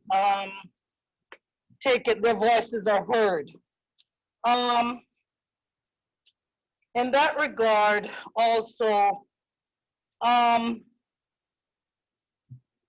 haven't really talked to Mr. Friedman, our planner, but when I looked at the sustainability plan and what we're doing, I look always, I think that East Stuart kind of stands out, not necessarily as an area that's been forgotten by the city. There are lots of good things that have happened in the East Stuart area, but still there's some work that needs to happen and some things that need to be pushed forward and to come along.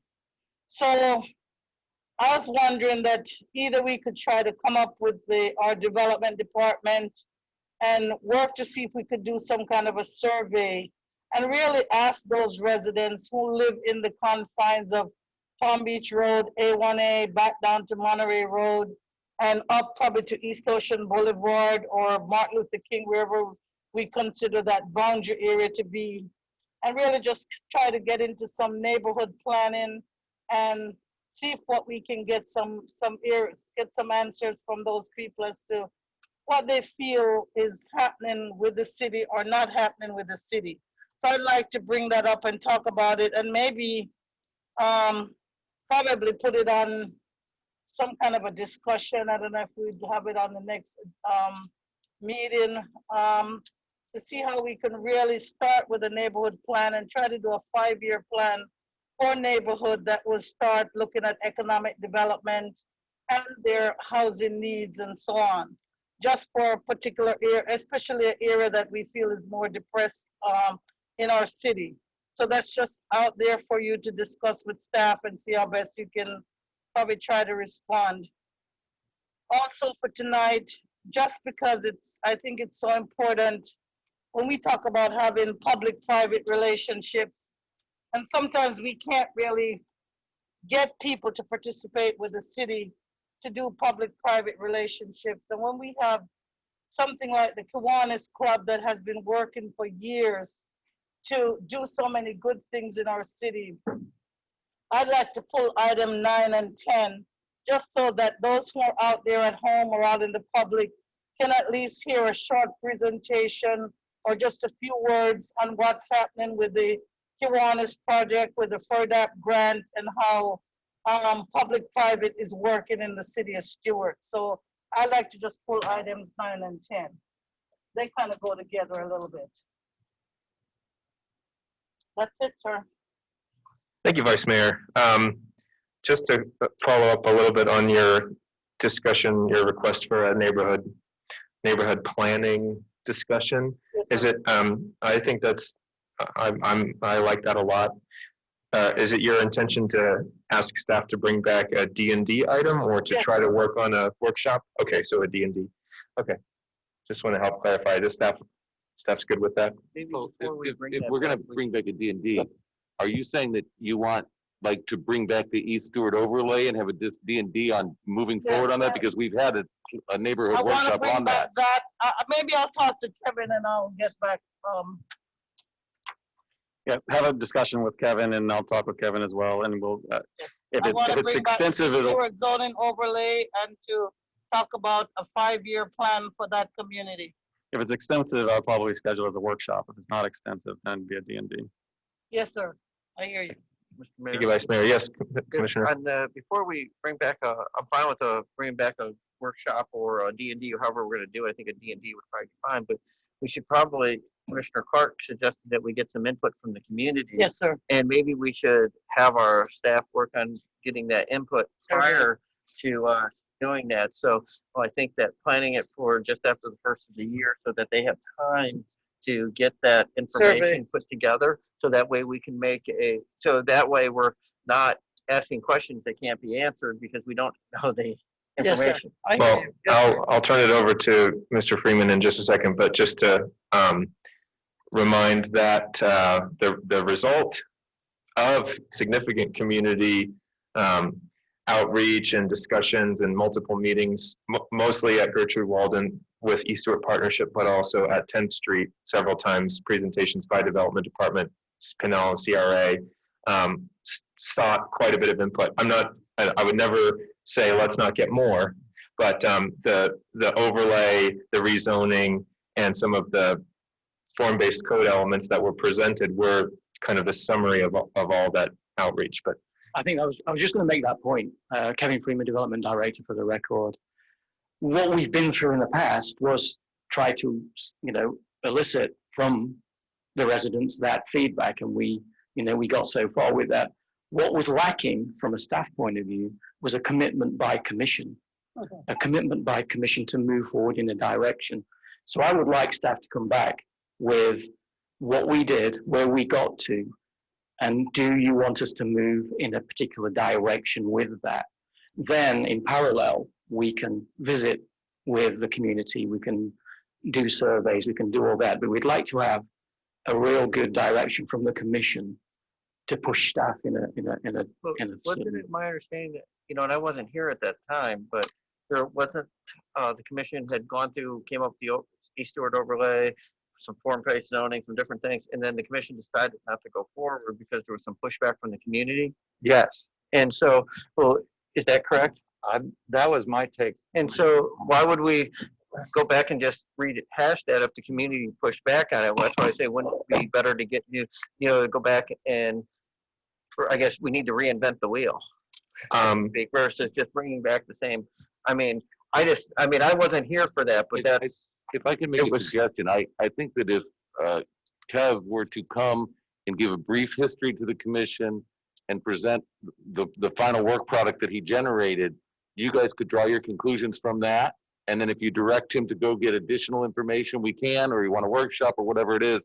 But probably the best starting point is where we left off. Yeah. I'm fine with that. I just was trying to. I understand your point, Commissioner. Yeah. If we've already done something and get there, and let's figure out. Right. Let's do the same thing over. Right. But yeah, let's refresh where we were. And, to fully clarify, it was, probably based on the feeling of meeting with each individual commissioner, but staff pulled it back.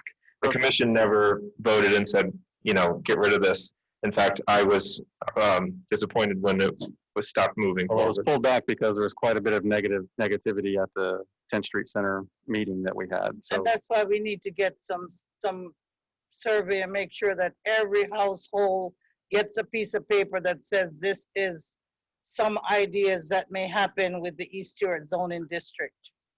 This Okay. is what needs to happen, not 5 people, not 10 people, not 2 people. We did reach The out to the entire whole community needs to have, each household needs to have a little survey thing, a card. And even if the card says, please come to City Hall and look at the proposed East Stewart zoning district.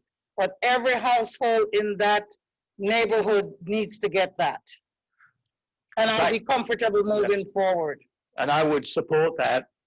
Again, I would say that to get somebody to come and visit, we need something to actually have a starting Yes, point. I hear you. Since that public meeting, we did have feedback from various individuals who were concerned that we weren't moving forward. Right. And as commissioners, you'll never get 100%. Yes. You'll never get 100% towards a movement. But I think we have to establish a foundation from a point that we can move forward and show people what we're trying to achieve.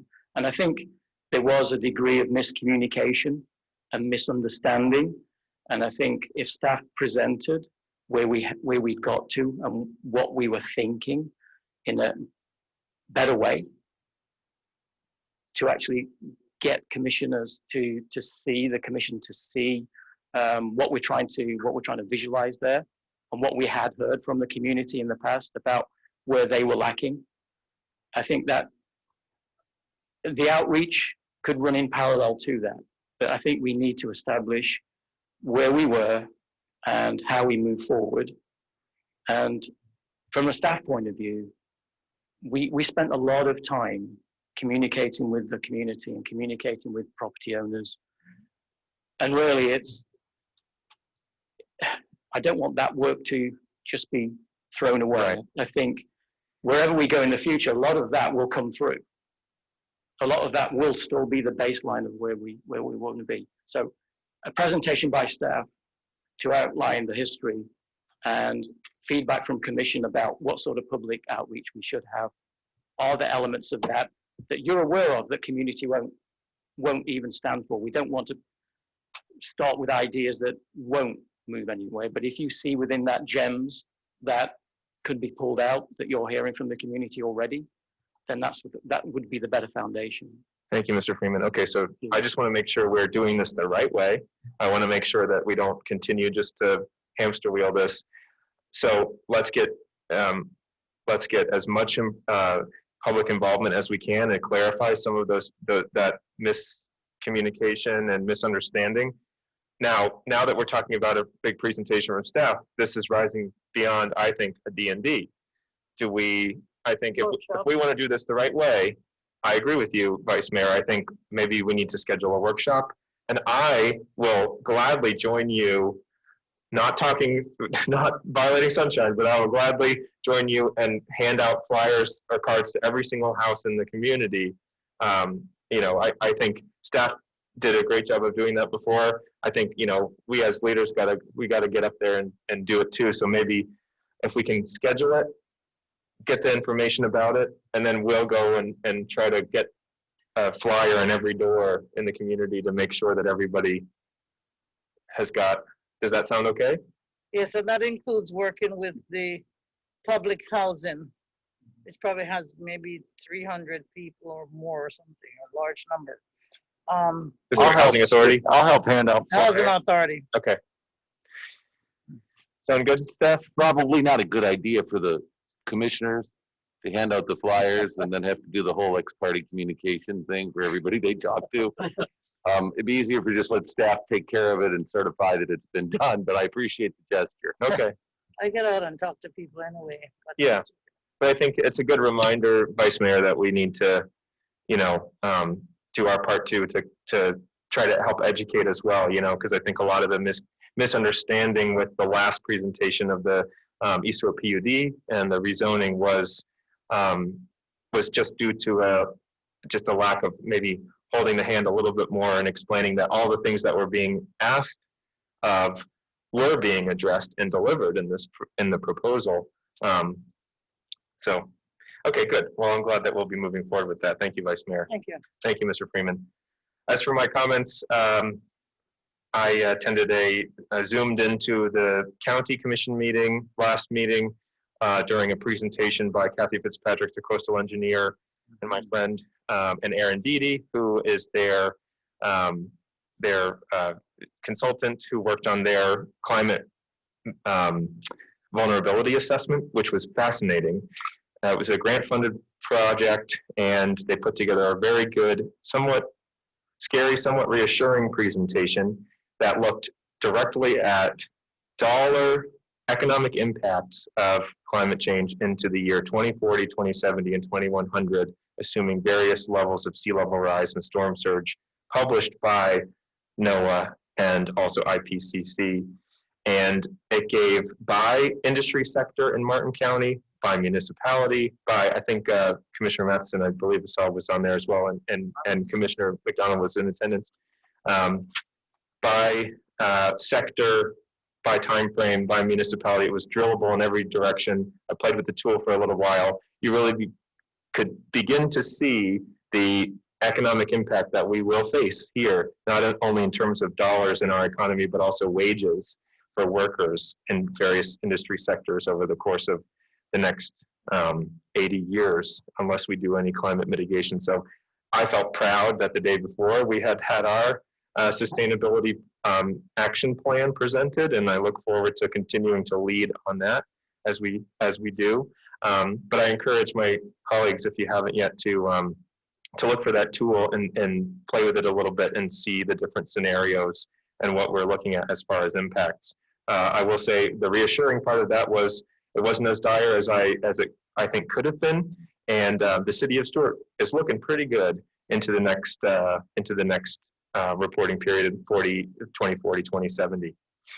And I've been hearing on with other local government officials, there has been some discussion about what steps might we want to be taking as far as public safety heading into the November election. I know that there's a lot of, not to sow any fear, I'm not afraid. I trust our citizens. I don't think we're going to have mass anarchy. However, I know that there is a lot out there. Law enforcement agencies and sheriff's departments are working on some sort of public safety plan in the event that things get a little hairy on election day and thereafter if the results aren't clear. So I don't know if Chief would just give us a little update of what are you hearing from. Thank you, sir. Joseph Tuminelli, Chief of Police, for the record. I actually received a phone call today from the Martin County Sheriff's Office regarding what you were just talking about. Right. Polling safety. We do have a action plan, and we will be monitoring. I think there's 6 sites within the city of Stuart, to include the supervisor elections office. Throughout the day and evening, we will have that covered. So that is already in place. Thank you, Chief. Welcome. I would like to add to that, it's against the law for law enforcement to be at election sites. That's why they have their own deputized personnel for the election supervisor election. Thank you. Yeah, I just want to make sure that the supervisor feels our support, however we can. Thank you. I know Vicki Davis has done a great job on our on the election. I haven't spoken with Vicki recently, but she also calls, and probably will happen any day now, and has the city manager do a temporary no parking for longer than 30 minutes or something in those parking spots across the street, because people would set up tents and things in them, and we'll probably be taking those actions too, just to maintain the voting sites. Thank you, Mr. Mortel. And then just a final note, we have our first of the year joint city county, well, second maybe? Did we have the first one yet of the year? I think we did. Joint city county school district school board meeting on next Thursday. 21st, 9 a.m. Wednesday, next Wednesday. So we'll be in the Armstrong wing of the Blake Library for that. Okay, comments by Mr. Dias. Okay, so I think I have to go back and watch the video because I think the vice mayor gave me a year's worth of work in that. She's gone. Just to respond to Commissioner Matheson's request about the trees along the Walgreens, staff did look into that. It is a part of the development order. And so staff is going to be contacting them about tree replacements for those. I don't know if there's any other update besides that. Will they have to be a certain size or? Yes, we are looking at those. We're waiting for a submittal. They've agreed to replace the trees one-on-one basis. We're looking at where they will go, what size they will be, and ensuring that they don't conflict with any sidewalks or utilities out there. So, thank you. Yes, thank you. And then just a quick update on the race relations board items. So we have met, I want to say probably 4 times, give or take. We meet once a month. We have gone through the police department section on use of force. The police chief was there and had presented at one of the meetings. We used a website called 8cantwait.org as our basis for evaluation of police department policies as it relates to use of force. They made some very good recommendations. There was some good discussion out of the board. The chief evaluated those requests and recommendations, and I believe has implemented all but one of the items, which on that one item recommendation, I think there was 4 or 5 items that they had recommended policy changes to or enhancements about. And then that one item is waiting for further input from the state. I know at the state level, they are also doing a lot of evaluations as well as it relates to use of force policies. I think that was the first whole several months was revolved around the police department and those discussions. And at our next meeting, we are moving on to human resources and the hiring practices of the city as it relates to human resources. And Ms. Johnson will be presenting at that meeting. Thank you, David. Yes, ma'am. And that is all I have. I will seek a motion for approval of the agenda with items 8, 9, and 10 polled. So moved. Second. I have a motion by Commissioner McDonald and a second by Vice Mayor Clark. Is there any public comment on the approval of the agenda? If there is any online, please raise your hand or clap or wave. Seeing none. All in favor? Aye. Aye. Opposed? Motion carries unanimously. Next, we'll do public comment. This is our general public comment. I have 2 green cards here. If you would like to make a public comment, please approach Ms. Latour and collect a green card and fill it out for us. This is for general. Any comment on any of the agenda items, please reserve for that item before a vote is called. First, we have Karen Hall.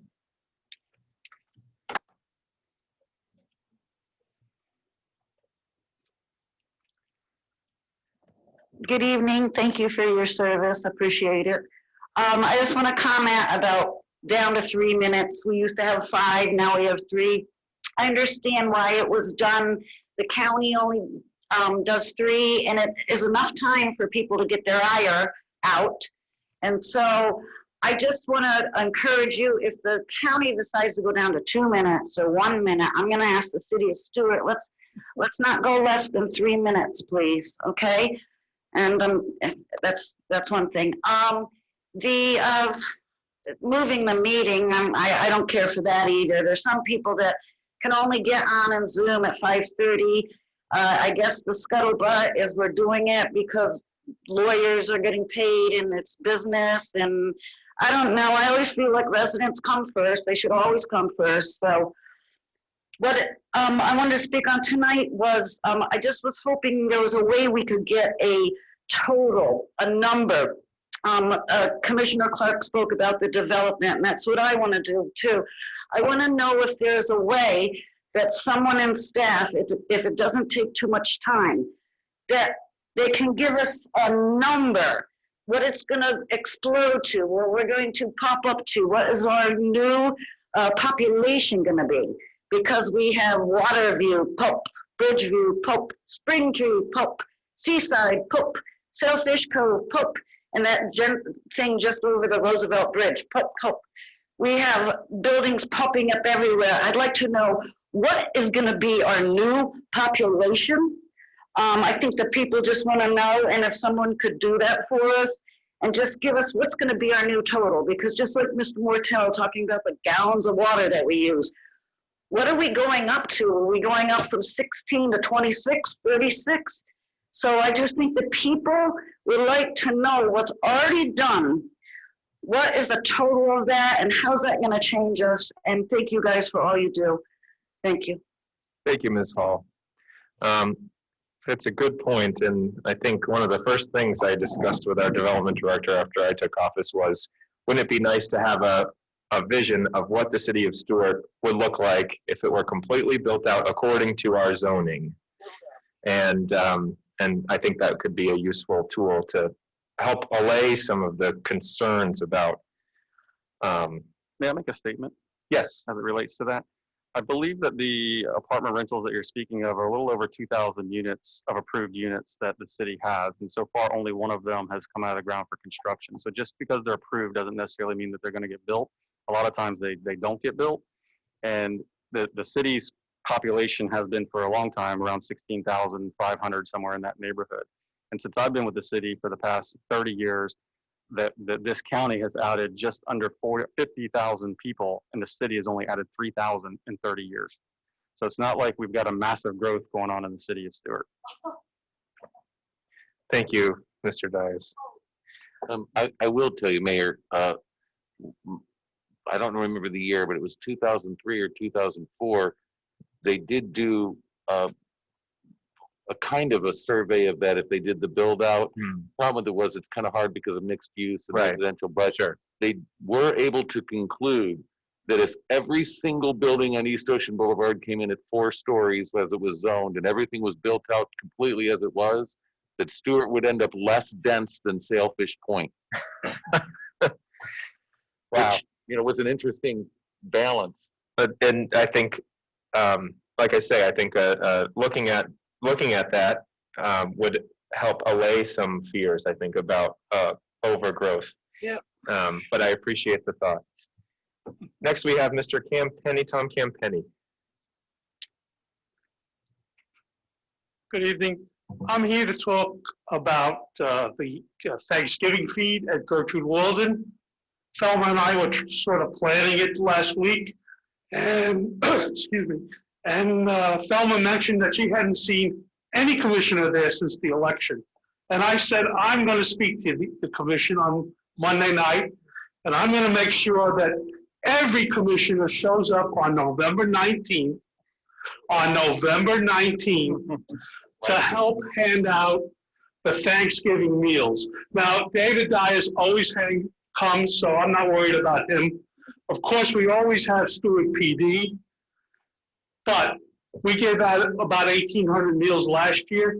This will be many more that we think we will have. So if you want to come about 3 o'clock, that would be ideal. So we could have a city commission team. The 5 of you could give out food at that event. So can I count on each of you? Sure you Yes. So I was Yes. going because of COVID, but yeah. Yes, because, Vice Mayor Clark, we need your workability there. So we need you there. Send her. Yes. Mr. Commissioner McDonald. They already said I'd be there. Mayor Meyer. Yes, with bells and Commissioner whistles. Bruner. Thank you. I will tell Thelma. Once I tell her, what will happen if you don't show up? And you can tell Thelma, I've actually been there twice. I was gonna say, I've got the receipts to back up. In fact, there's a photo out there of me with a very pretty apron on. Since the election. The election, I've been there twice. After the election. So yes, thank you, Mr. Campenny, for the very important reminder. Next, we have Joselia Powell.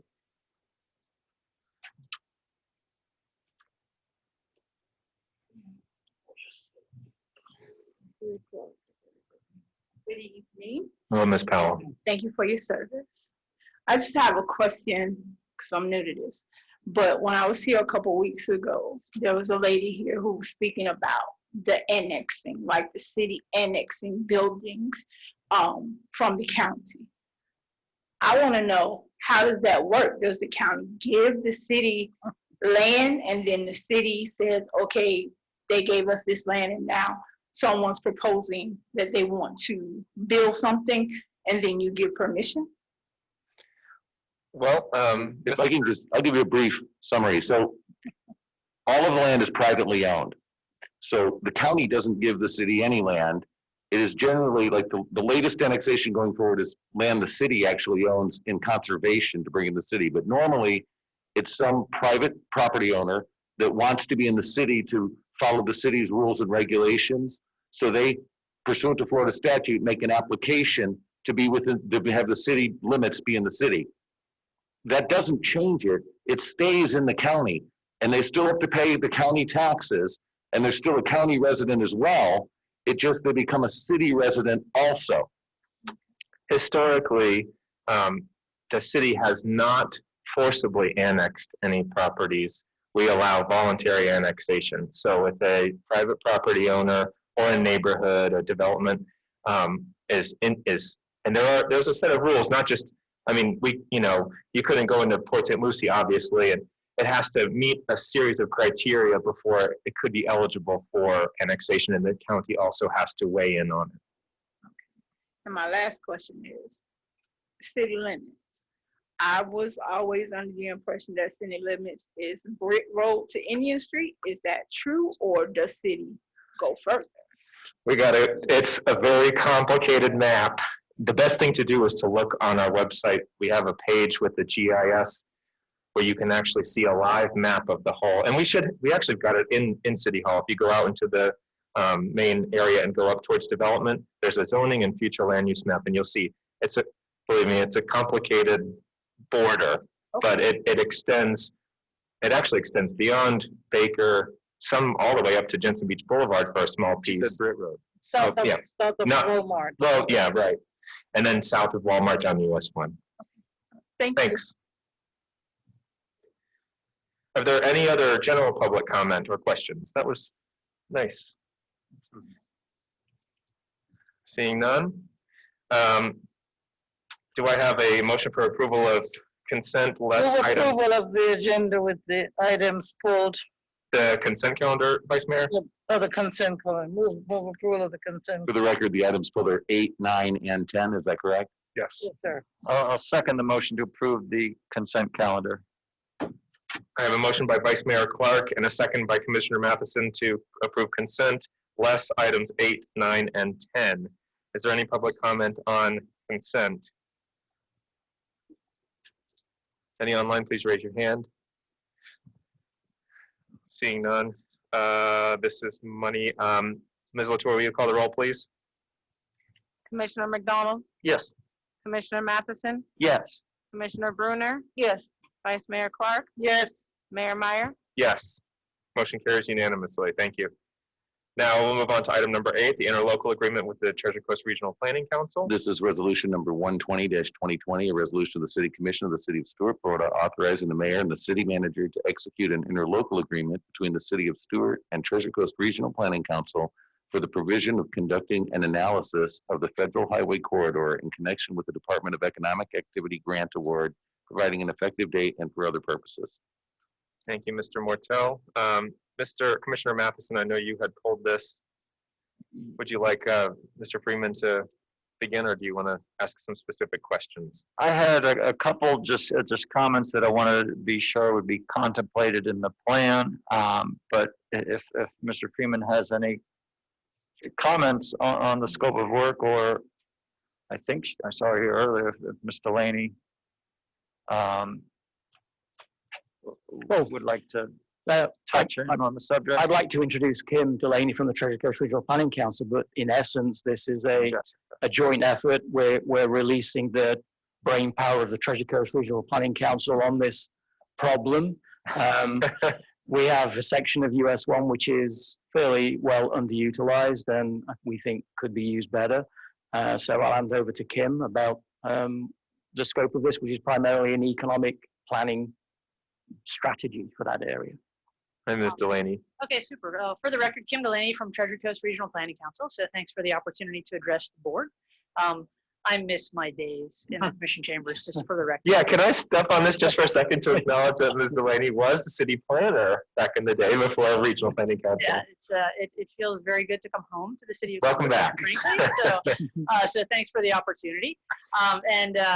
As you see from the agenda package, congratulations to the city on securing a DEO grant to look at the commercial, the federal highway commercial corridor from about the Dixie cutoff up to St. Lucie Crescent. So it's about 100 acres roughly.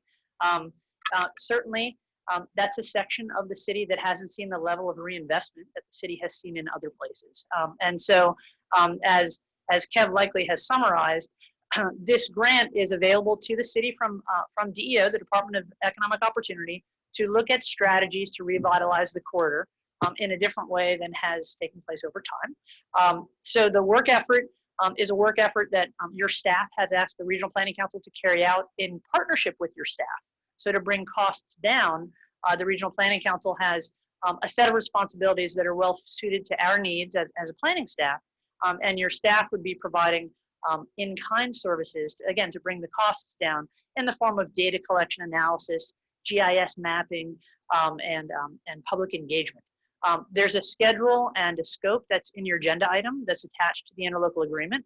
The work must take place over the next little less than a year. We have about 10 months to finish up the work and finalize all documents to the satisfaction of DEO, who's your grant agency.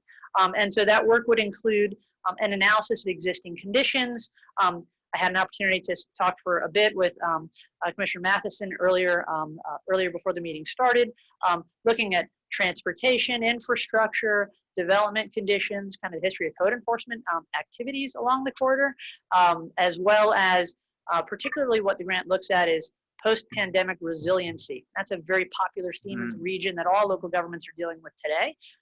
And so we don't have all the answers yet. We don't even know what all the questions are with respect to what the post-pandemic conditions are, because we're still in the pandemic, but we would be addressing that as well to look at those resiliency opportunities to improve the conditions along the corridor. The focal area, again, is limited to just prominently the commercial properties that exist from the cutoff up to St. Lucie Crescent. As discussed with Mr. Matheson, we talked a bit about the transportation patterns, particularly there's some challenging intersections along the corridor. The intersection with Palm City Road is one where we don't want to encourage people to cut through the neighborhoods, and instead we want people to use Canner Highway when they're heading out to other parts of the city or out to I-95. So addressing those transportation challenges is part of the conversation as we understand it. There's a fairly good bit of public engagement that's anticipated as part of the scope. And so again, working collaboratively with your team, there would be surveys of existing business owners and investors, commercial real estate interests along the corridor to find out why hasn't this section redeveloped? I mean, look at downtown Stuart and the level of investment, for example, and why are we missing opportunities along this corridor. So surveying, and particularly economic stakeholders, to understand what are the obstacles to reinvestment and what have been the factors that have dissuaded people. Is it a challenge with infrastructure? Is it a challenge with visibility? Is it a challenge with access? Are the codes, regulatory documents, the comp plan and the land development regulations providing what's needed for the private sector, or is there something that needs to be tweaked? So that baseline analysis would be conducted with your staff, due diligence in surveying existing the economic stakeholders, if you will, to get an understanding of what the conflicts are. There would be 2 public engagement opportunities that would be stakeholder group interviews. So we'd have kind of larger scale focus group discussions to understand what are the challenges, kind of the traditional strengths, weaknesses, opportunities, and threats, or the SWOT analysis, if you will, to kind of understand where we are and where we might want to go. In addition, there's 1 public workshop that's envisioned, and then 2 public presentations, 1 to your CRB, the Community Development Board, and the other to the City Commission. And so in terms of documentation, there's an economic baseline analysis report that's described in the grant application that would be completed kind of at the beginning of the process. We can understand where we are and what seems to be, what are the kinds of things that need to be tweaked. I won't say broken because we don't know that yet, but areas for improvement. So, and then based on that, to look at strategies and then physical redevelopment opportunities to kind of improve the yield, if you will, and the performance of that corridor for the benefit of the city and its residents. So that's a very brief overview. It's a fairly large piece of work to be undertaken. But Kev, I don't know if that answered the types of questions you wanted me to address. That was slightly better than perfect. So. I agree with Mr. Freeman on that one. I get this never, so thank you for that. So.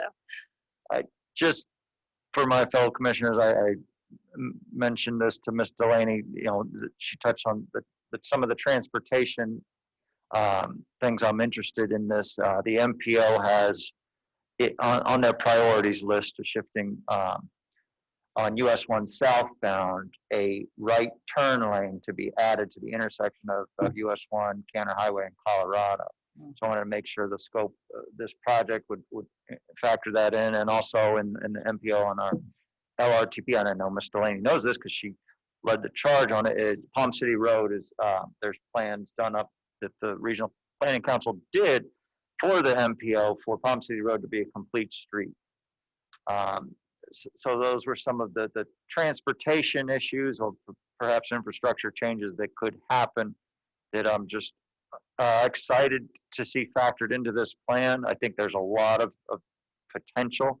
And the other one I mentioned was just the potential I see of the pedestrian and residential housing on one side of US 1 and the businesses on either side of US 1 and you know, the untapped potential if we could increase pedestrian safety crossing US 1 in some of these intersections.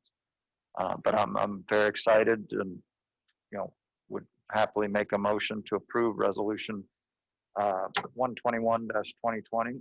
Second. It's 120.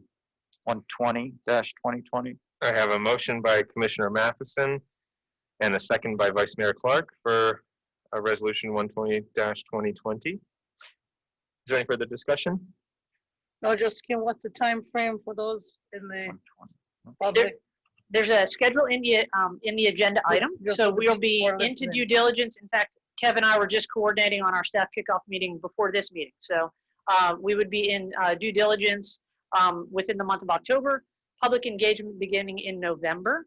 You would see some periodic updates, I would imagine, by your December council agenda, and then in the first quarter of next year. Okay. Thanks. Is there any public comment on this motion? If there's any online, please make a move. Seeing none. Ms. Latour, will you call the roll, please? Or is this, can we do all in favor? It's not money, right? It is money. It's money.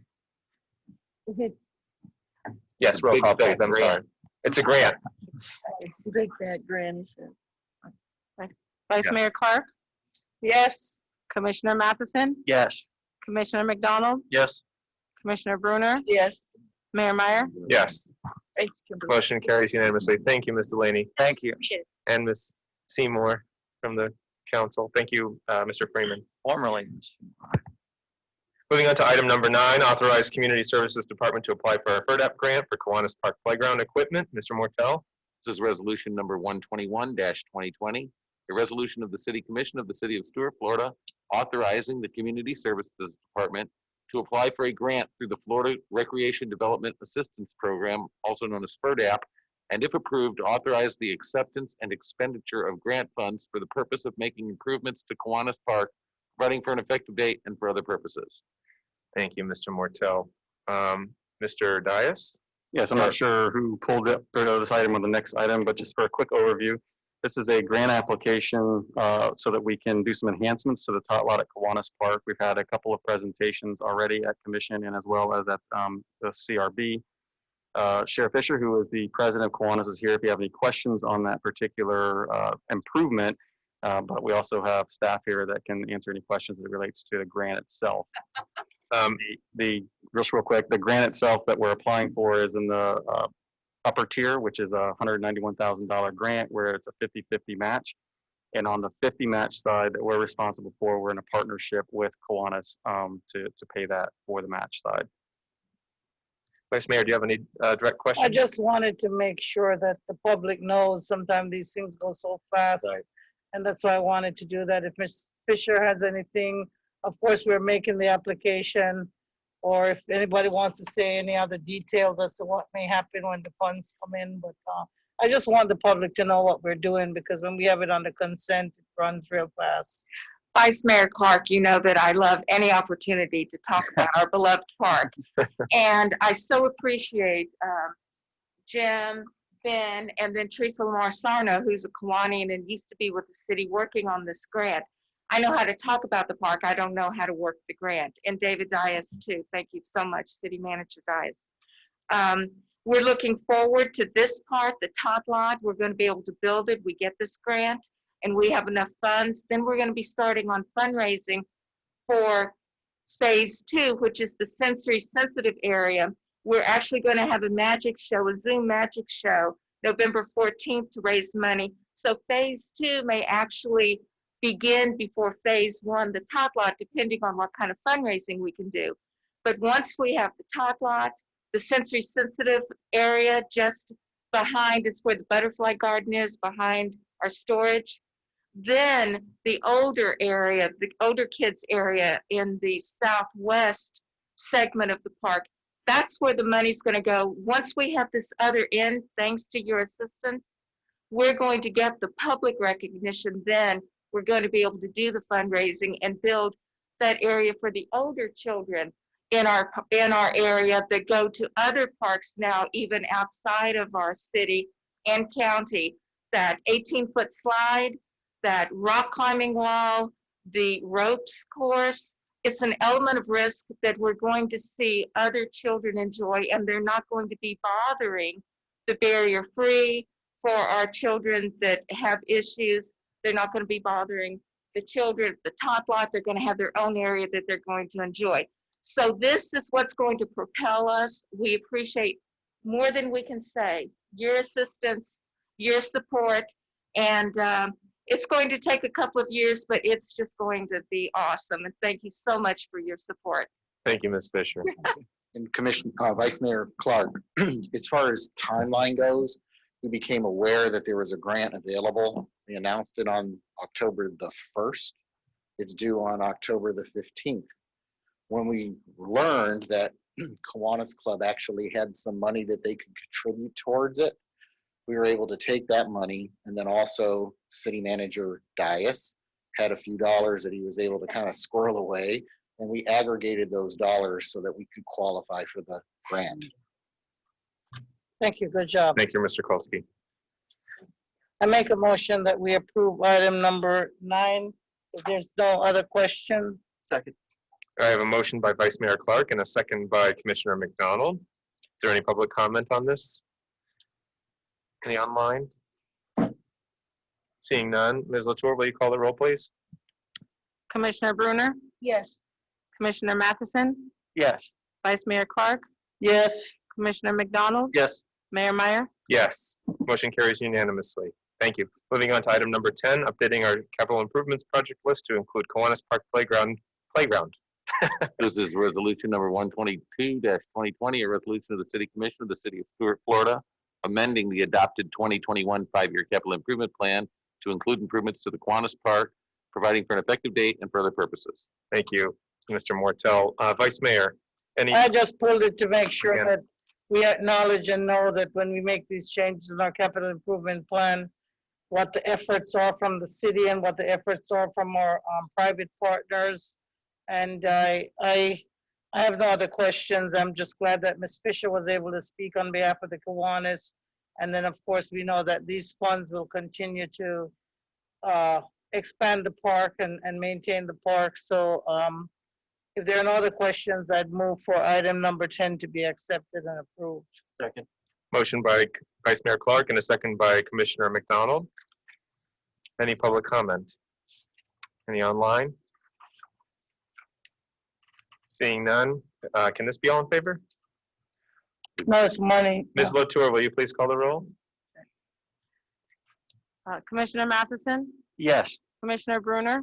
Yes. Commissioner McDonald? Yes. Vice Mayor Clark? Yes. Mayor Meyer? Yes, motion carries unanimously. Thank you, wonderful. Very excited about the improvements to Kiwanis Park.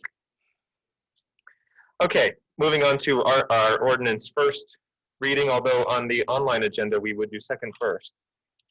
Yeah, so that we didn't have a time when the original agenda was put out and sent out to for publication. But since then, our agenda service has been updated. Has now changed it. So I look it's at the flipped it. online and second is first. Yeah. So, but are we required to do the first reading first this time around since it's? No, you can do, first of all, you adopted the agenda that was online. Okay. So technically you adopted second coming. For anybody who's watching, this is just, seems like a silly thing, but we've amended the way our commission meetings run, where now we do second reading first. And that is so that generally, in most cases, second reading doesn't have a whole lot of debate and change. And so it's to kind of get through those quicker and then get into the meat of the first readings without having to make second readings wait. So we'll move on then with item number, with the establishment of regulations for Moore Cemetery, our second reading. This was continued from August 10th, 2020. Mr. Mortel? This is ordinance number 2433-2020, an ordinance of the City of Stuart, Florida, creating Chapter 13 cemeteries in the city's Code of Ordinances to establish a uniform set of regulations for the purchase, sale, use, and maintenance of cemetery spaces in the city's Moores Cemetery, and to prescribe procedures for the administration of the cemetery, providing for severability, providing for codification, and providing for an effective date and for other purposes. I'll move for approval. I second that, but I have a question. Okay, I have a motion by Commissioner McDonald and a second by Vice Mayor Clark. And let's move on to questions and discussion. First, I want to thank Mr. Peters and his staff, and also Mr. Mortel and the community for coming up with this ordinance.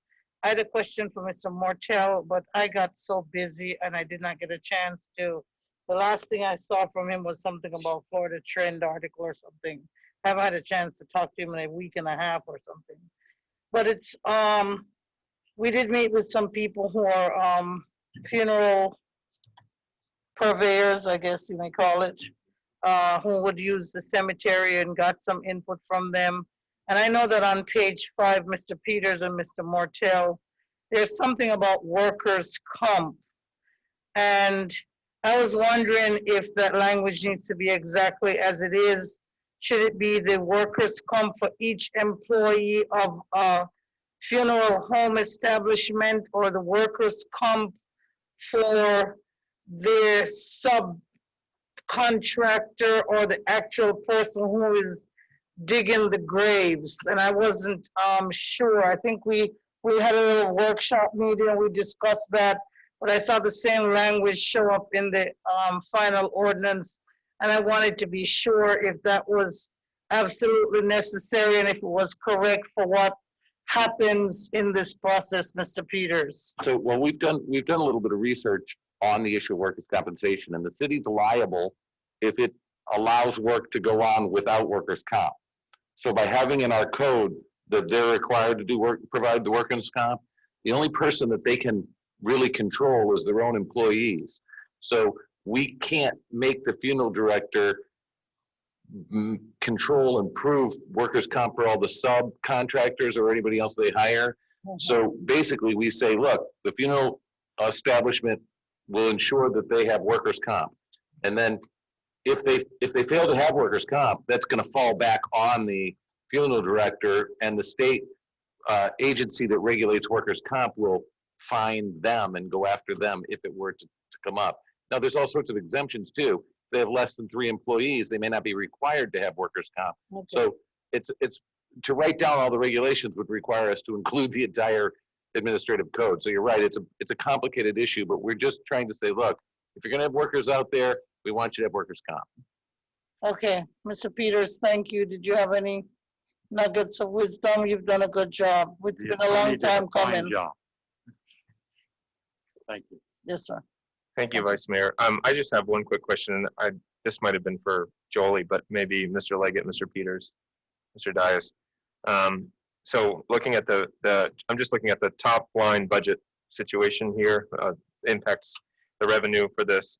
$800, let's say, give or take, per, and we've got about 300 available spaces. So the idea is that we are to create a trust fund, I guess, right, where this is that will account for the management of the property over time. Yes, I've spoke with Jolie about that already. Okay. So when I look at, if we were to sell out, let's say we were to sell all these out tomorrow, I hope that doesn't happen. I hope we have people living for a long time, but that's about $240,000. What probably will be more likely is that these are acquired over time slowly. So is it staff's suggestion that this is not going to incur any significant expense to the city? We currently we're already pay for the expense of maintenance that goes there. As you know, you've seen it in the budget. Some of the enhancements that have been done there already, we have done prior to those enhancements. We've done the routine maintenance there as well for years. So it's kind of already absorbed into our plan. But the funding that we do receive is going to be set aside in a separate trust, and we will try to we will use the interest rather than the principal of that for future once we get to a sustainability time where we can pay for any. And it's only going to be minor improvement that you can do with that kind of interest. And realistically, it's not going to be, if Public Works goes out there and maintains the property or Sunshine Land Design under the contract for the city, we'll essentially just be paying whatever interest is generated to the general fund. Because I don't think we break down to the breakdown of the lawn mowings and the things like that anyway. Okay. Mr. Mayor, sorry. And then, I'll get to you. I just wanted to, and then there's no other sort of financial obligation as far as legal registration permitting with the state, with the federal government as it pertains to us taking over the. Well, this is also interesting, but we aren't taking anything over. This is something we've been doing without any regulations for quite some time. So what we're really doing is just getting better organized at it and actually making a single process for doing it. Yes, Vice Mayor. I was gonna go after Commissioner Brunner. She had her hand up. I just wanted to ask, as we're sitting here talking about it, I'm thinking, who digs the grave? We don't dig it, do we? Milton has a shovel. No, I'm just kidding. The funeral home hires a contractor. I didn't even think about that till just now. Milton's the director. He doesn't dig anything anymore. Well, it's funny when we're having that meeting with Milton was talking about when he first started here. He had Fernhill. That's where he started at. Streets Department. Many moons ago. Streets Department was Lower Hall. Vice Mayor, did you have a question? Where all the bodies are buried. Yes. Mr. Martell, if you could be prepared, I'd like for you to please read section 13-2 regarding eligibility for use for persons at Moore Cemetery. pulling it up. What page is it on? This is the Old Moore Cemetery at the corner of Kenner Highway and Monterey Road, which has been a traditional, I think it was the only place in Stuart where African Americans could be buried at the time. Okay, would you like me to read it? Yes, sir, 13-2. The following persons are eligible to purchase burial plots and be buried in Moore Cemetery.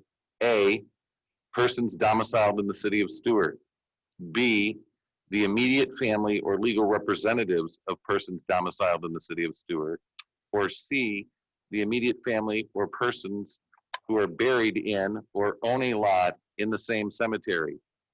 Immediate family means grandparent, parent or legal guardian, son and or daughter and or legal ward, stepson and or stepdaughter, grandchild, brother and or sister, and spouses or domestic partners of the above. Domicile shall mean the established, fixed, permanent, or ordinary dwelling place or place of residence of a person as distinguished from his temporary and transient, though actual place of residence. Persons as used herein shall include legal representatives on behalf of such persons. I have a question, Mike. So if I went over there and I went and bought a lot today, and then 25 years from now, I move up to Ohio to live out my days with my niece or somebody who said they would promise to take care of me, since I wasn't domiciled here, then would I be able to be buried there? Yes. Because it says that if I read that and heard that correctly from what you said. That's just one group of, that's one qualification. So the question is, does A mean that you have to be presently domiciled here, or does it mean that you have been domiciled here at any time? Right, that's what. It's up to you guys. How do you want it to read? Well, I read it as the following persons are eligible to purchase. If you are eligible at the time to purchase it, you are eligible to purchase it. I just want to clarify that because that's not enough. I will tell you though, and digressing a bit, we had a call, I think recently, where the person had spent the 70s in East Stuart, but the family had moved away. And when the person died and they didn't live here, they wanted them to be buried there. So when they died, they weren't domiciled in the city of Stuart, but they had been a permanent fixture of the city for some time. And of course, this regulation didn't even exist, so it didn't matter. We said, yes, you can do it because there was no restriction and nothing to interpret. So as a board, we could have some legislative intent or history right now from you guys. We could put domiciled at any time or domiciled for at least 1 year in the city of Stuart, whatever works for you guys. Mr. Martel, could you please reread B? The immediate family or legal representatives of persons domiciled in the city of Stuart. Right. So if their family is still domiciled here and they're an immediate family. But you might not have. If I left, I wouldn't have any family here, so. What do we want to consider as rising to the level of domicile? Should we allow somebody to purchase a plot if they've only lived here for 1 year? What do we need to decide? If they have purchased a plot, then it's their plot. They can come back and be buried there. How many have we buried in the past 3 years? Probably 4, 3. It's very rarely tied to close family. It is, so would you say there's a large demand? You have to remember though, that was known as a closed cemetery. It's not like we were advertising or. Once this statute becomes open, it actually is going to be the lowest rate for a funeral plot in Martin County. But they have to be related to family or persons who are buried here. That's what we're saying. That's what we need to try to define, Vice Mayor, They just have to domicile in the city of Stuart to be buried there. At some point. At some point. Well, but then we need to it define. reads currently, right? Yeah, I think that currently is because there, someone could be have lived in the city of Stuart, in East Stuart, 90% of their life, move a half mile, a mile away, a half mile away, not be in the city of Stuart, and then die, and their family goes to buy a plot, and nobody lives in the city. We have a street right next to us that was named after a lady that had a lot of contributions to the city of Stuart, and she happens to live in Palm City. Right. Okay, we need to decide, I mean, do we want to put a time limit on what will establish a domicile? How long someone needs to have lived here? From a language perspective, we could put it persons and add the word presently domiciled to make it current, or we could say persons domiciled in the city of Stuart for 1 year or 10 years or whatever you want. I mean, Maybe 5 years? during their lives.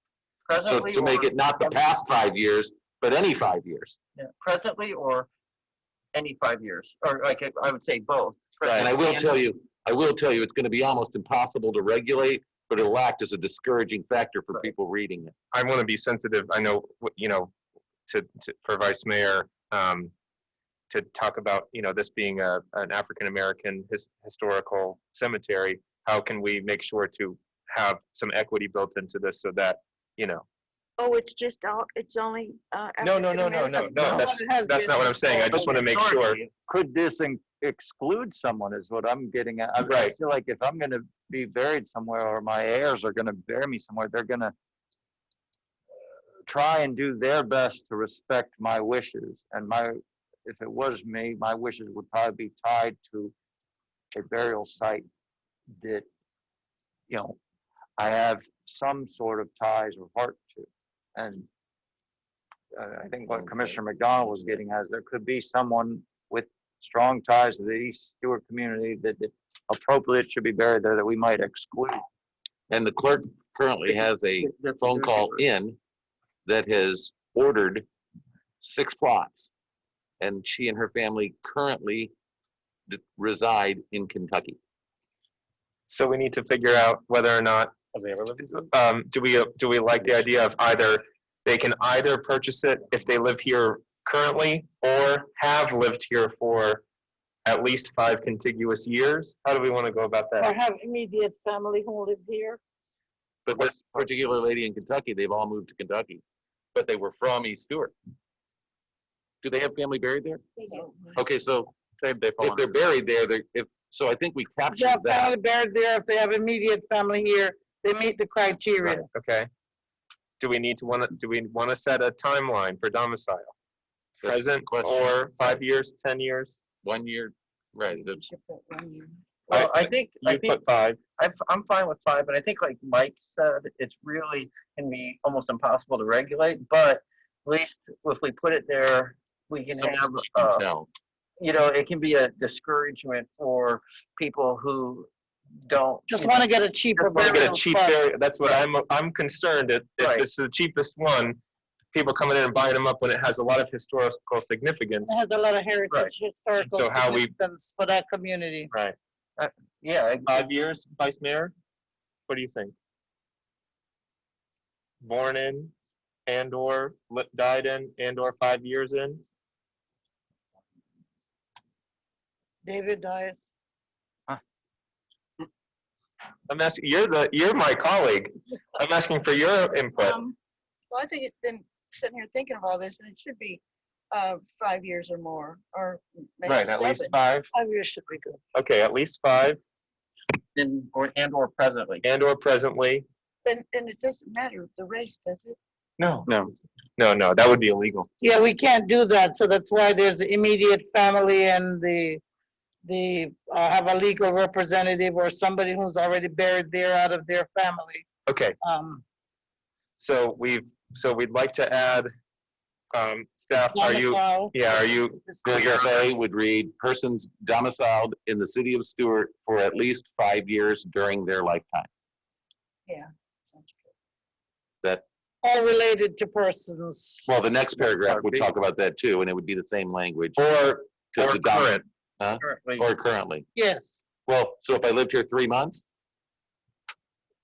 but they're related to persons. They still meet the criteria. But maybe not. But if you're not related to persons, and you just moved here and you were only here for 3 months, that's fine, right?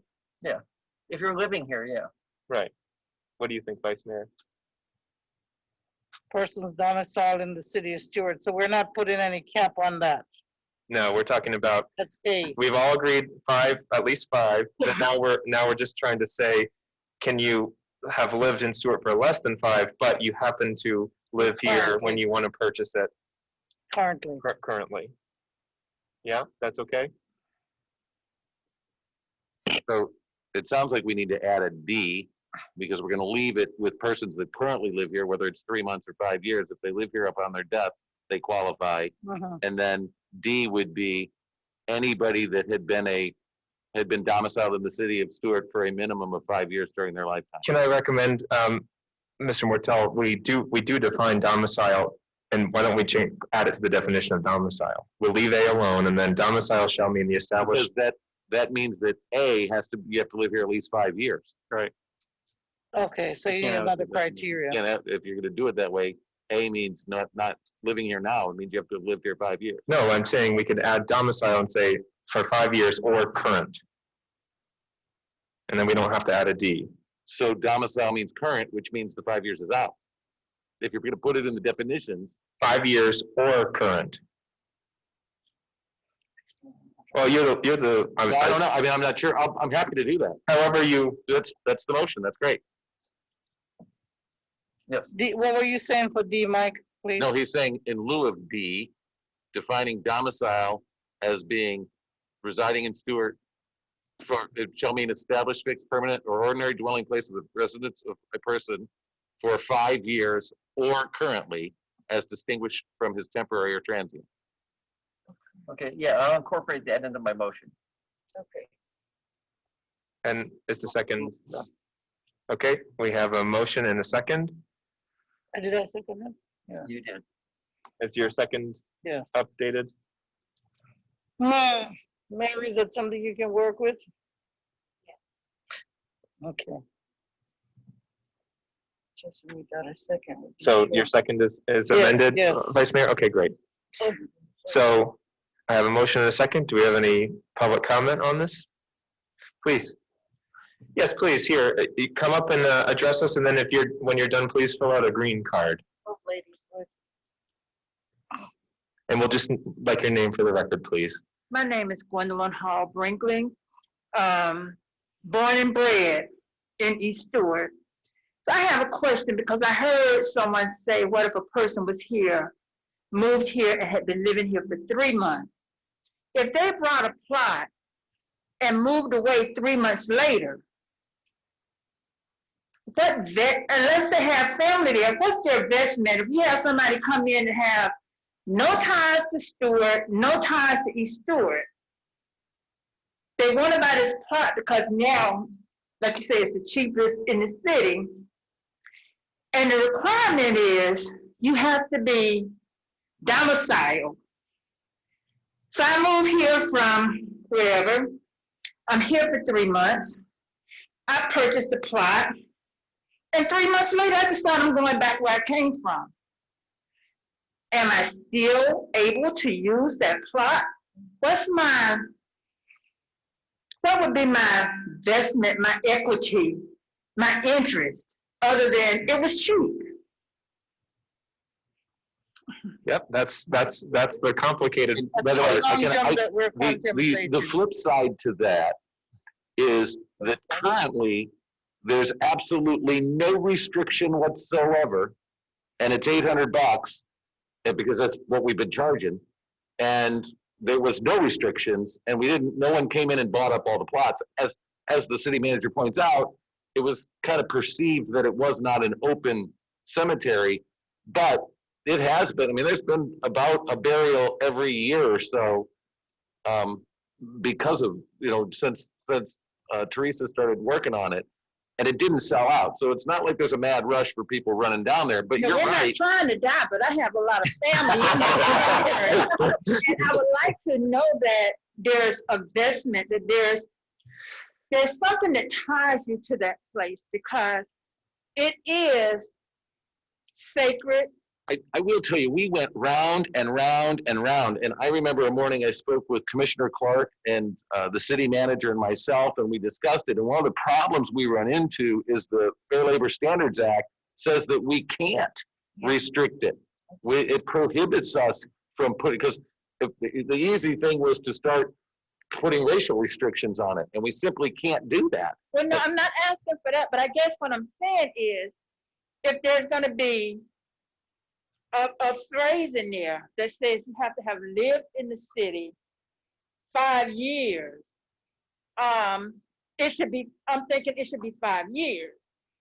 Not that you come in today, you set up residence, then you become qualified to purchase that plot for $800, and then in a little while you say, this place is not for me, and I'm gone, but now you've gotten a plot that has a place that has no interest for you. It means nothing to you, except for the fact that you done brought you some dirt, but when your eyes close, where there may be someone who has an interest in that dirt, that has been here for 5 years, and let's just say all the plots sold out before that person was able to get one. So then just make it the 5 That's years. just my question. I mean, that's, Ms. Brinkley's argument is just make it, Okay, remove the 3 Ms. months. Brinkley's comment on public comment was simply that. The commission's motion and second is for at least 5 years during their lifetime or currently residing in Stuart. If the motion or the seconder want to change it, the parliamentary procedure would require you to do that now. Same, but I will address your concern is that I don't think that's going to be something that happens on a, I don't think most people don't move to a community and the first thing they move to do when they get to their brand new community, go, well, I better go get a burial plot. Not to make, hope not, you know. But I don't think that's going to be as big of an issue. But I think the concern for me was, the bigger concern is making sure that we had an avenue for people who that previously lived in the city, to have an avenue to get a plot, because I think that's where we're going to run into some issues. And I think it's people that, I don't want someone who lived here, I've lived here 25 years, and if I left, or my wife is a good example, she's a much better example. She was born and raised here, and in 10, 15 years from now, when we're retired, we decided to move up someplace where it's colder, in the mountains or something, and she wants to be buried here, and we can't buy a plot because we're not currently living in the city. And I think that's where the bigger concern was, is that someone that has deep roots here can't get one because they're not a current resident. And so, but if it said that you had to live here at least 5 years in your lifetime, right, you would be good. Right, yeah, for someone, that's what that is for, someone who doesn't live here any longer. And because we to be able to have a ability to get one that is once they move away. So, and again, and like I said, and I'm not wishing my wife need a funeral plot anytime soon. Yeah, I don't want one anytime soon either. I got 65 years, but like I say, born and raised here. Right. But it's just that 3 month thing just kind of. Yeah, but that's not. I don't think that's going to be as big of a concern as a family that was here for 50 or 60 years, moves even just up to Port St. Lucie, and then they decide that, hey, you know what, I want to be buried in East Stuart or in Moore Cemetery, but they can't buy one because they're not a current resident. Right. And I think we have to be careful not to restrict current residents, but giving the ability for a previous resident to purchase one. I think that's the best way I can articulate it. Okay. So maybe we should put the word previous resident here. Well, I think that's what we just did. That's what we did. Okay. Thank you for your comments. I mean, they were very good. It's a 5-year term. Okay. And Mr. Marcho, can you please look at after A, where it ends with the word City of Stuart, and there's a semicolon, there's a B, but when it comes to C, it says or. So should that be or, B, or C? Do we need a or there, or is there B? I think our intention was for that to be or, but for more clarity, we'll add that. Or. Thank you, sir. And Ms. Powell. I just have one question also. Okay, you're saying that the person has to have been a resident for at least 5 years, and how are you going to determine that that person was actually a resident in the city? It's an honor system. Well, you're absolutely right, and I mentioned that it's going to be fairly complicated. It's not likely, first of all, we've never questioned it before, and those people that were buried there, we don't even know that they actually were residents either. But you kind of get a sense for it.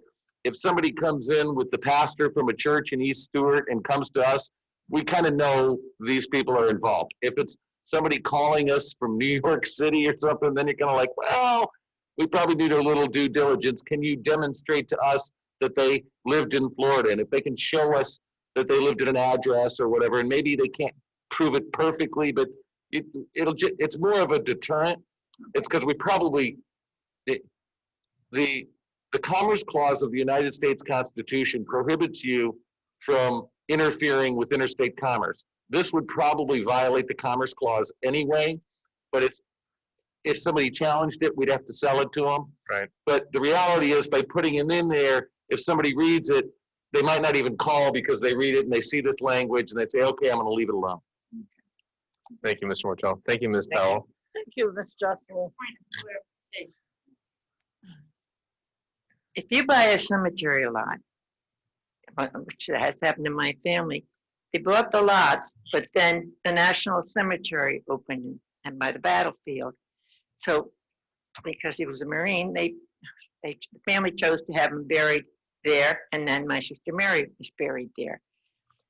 But they sold the lot in the cemetery. Now, so if someone buys this lot in Moore Cemetery, historical cemetery, they own that lot, right? Yep. And then can't they sell it to another family member? So that would be, say like, if I own the lot and Mrs. Clark wanted to buy it, I could sell it. I don't know if it's non-transferable. Is it, Dave, Mr. Peters? It is. You can sell it back to the city or transfer it. Okay, that's what I meant. It's, it does happen because Right. a lot of people now want to be cremated. It's cheap. But that we have it set up to return. You got it, to us. yes. Oh, it has to go back to the city? Right. Yeah, but you can't, like, so you say this lady and I were apply. sisters, and I own the lot, when I die, she can't claim the lot. You can, but this transaction goes through the city. Oh, you have. So you come here, we take it back, then we resell it to her. Okay. Or transfer it to her. Transfer, no, you But can't. there was no money because Yeah, it was paid okay, for. that's, I mean, that's, We I don't want you transferred, but it selling. reverts. I buy 5 lots and then I sell them to Mike sells them to Becky, Let's not start a speculator's market. I think, and I appreciate all the questions and comments here, and I'm sure some people are rolling their eyes thinking, why are they going? This is a really important thing. Where you are laid to rest is very important, and we don't want to not think this through well enough, and we want to make sure that there is some protections built in because it's an important historical site. But at the same time, let's all remember that even though somebody could do something, just because these are going to be the least expensive around, people care about where they're laid to rest, and families sure care. So I don't think we're going to see as much of, oh, it's $800, I'm going to move down to Stuart just so that I can get that and then hightail it out of there.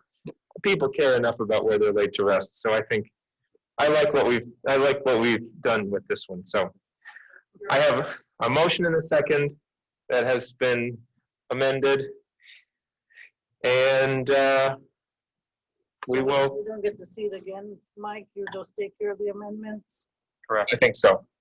Yeah, I've got it typed in an email, just so you know. First, after sentence A, we are going to add the word or before the beginning of B. And secondly, in the definition of domicile, it shall read, domicile shall mean the established, fixed, permanent, or ordinary dwelling place or place of residence of a person for at least 5 years during their lifetime or currently residing in Stuart, as distinguished from his temporary and transient, though actual place of residence. Yes, sir. Okay, great. Motion and a second. Ms. Latour, will you call the roll, please? Commissioner Bruner? Yes. Commissioner McDonald? Yes. Commissioner Matheson? Yes. Vice Mayor Clark? Yes. Mayor Meyer? Yes. Motion carries unanimously. Moving on to our final item of the night, Item number 13 or 14, amendment to the city charter corporate boundary. This is an ordinance first reading. Mr. Mortel. Ordinance number 2455-2020, an ordinance of the City Commission of the City of Stuart, Florida, to amend the corporate boundary of the city and redefine the boundary of the city as set forth in Appendix A of the city charter as adopted by ordinance number 2028-05 on April 11th, 2005, as amended, redefining the corporate boundary to include all lands annexed to the city through the effective date hereof, providing for repeal of conflicting ordinances, providing for severability, providing for codification, providing for an effective date, and for other purposes. Thank you, Mr. Mortel. Second. I have a motion by Commissioner Bruner and a second by Commissioner McDonald. Are there any questions for Mr. Dias or staff? Who wrote Stuart's legal description? Because it's incredible. Wow, it is. North Star did. It was contracted out. Okay. We should actually take it out and try walking it. Good luck. Yeah, it goes on. And It on does. and on. Move 23 degrees latitude, and then take 10 steps, then turn. Okay. Well, All right, I have a motion and a second. Verify that, Dave, by going to Yeah. every, You know me. walking. Yeah, I hope someone put eyes on that. The funny thing is Michelle Jett is technically verifying it by putting it into the system. Do we have any public comment on this? Any online? Seeing none. Ms. Lotor, will you call the roll, please? Vice Mayor Clark, Yes. Commissioner Matheson, yes. Commissioner Bruner, Yes. Commissioner McDonald, Yes. Mayor Meyer. Yes. The motion carries unanimously. Mr. Mayor, before you adjourn, I just want to say one thing. That was Mr. Leggett's first presentation as a department director, and you guys are way too soft on him. Oh, man. He was a little nervous. Presentation. I didn't see a presentation. I agree with that. He had his superior there looking for tears. Yeah, We got to ease him into the role. Okay, are there any other items for discussion? Then I will adjourn this meeting at 7:07 p.m. Merci et bonne nuit.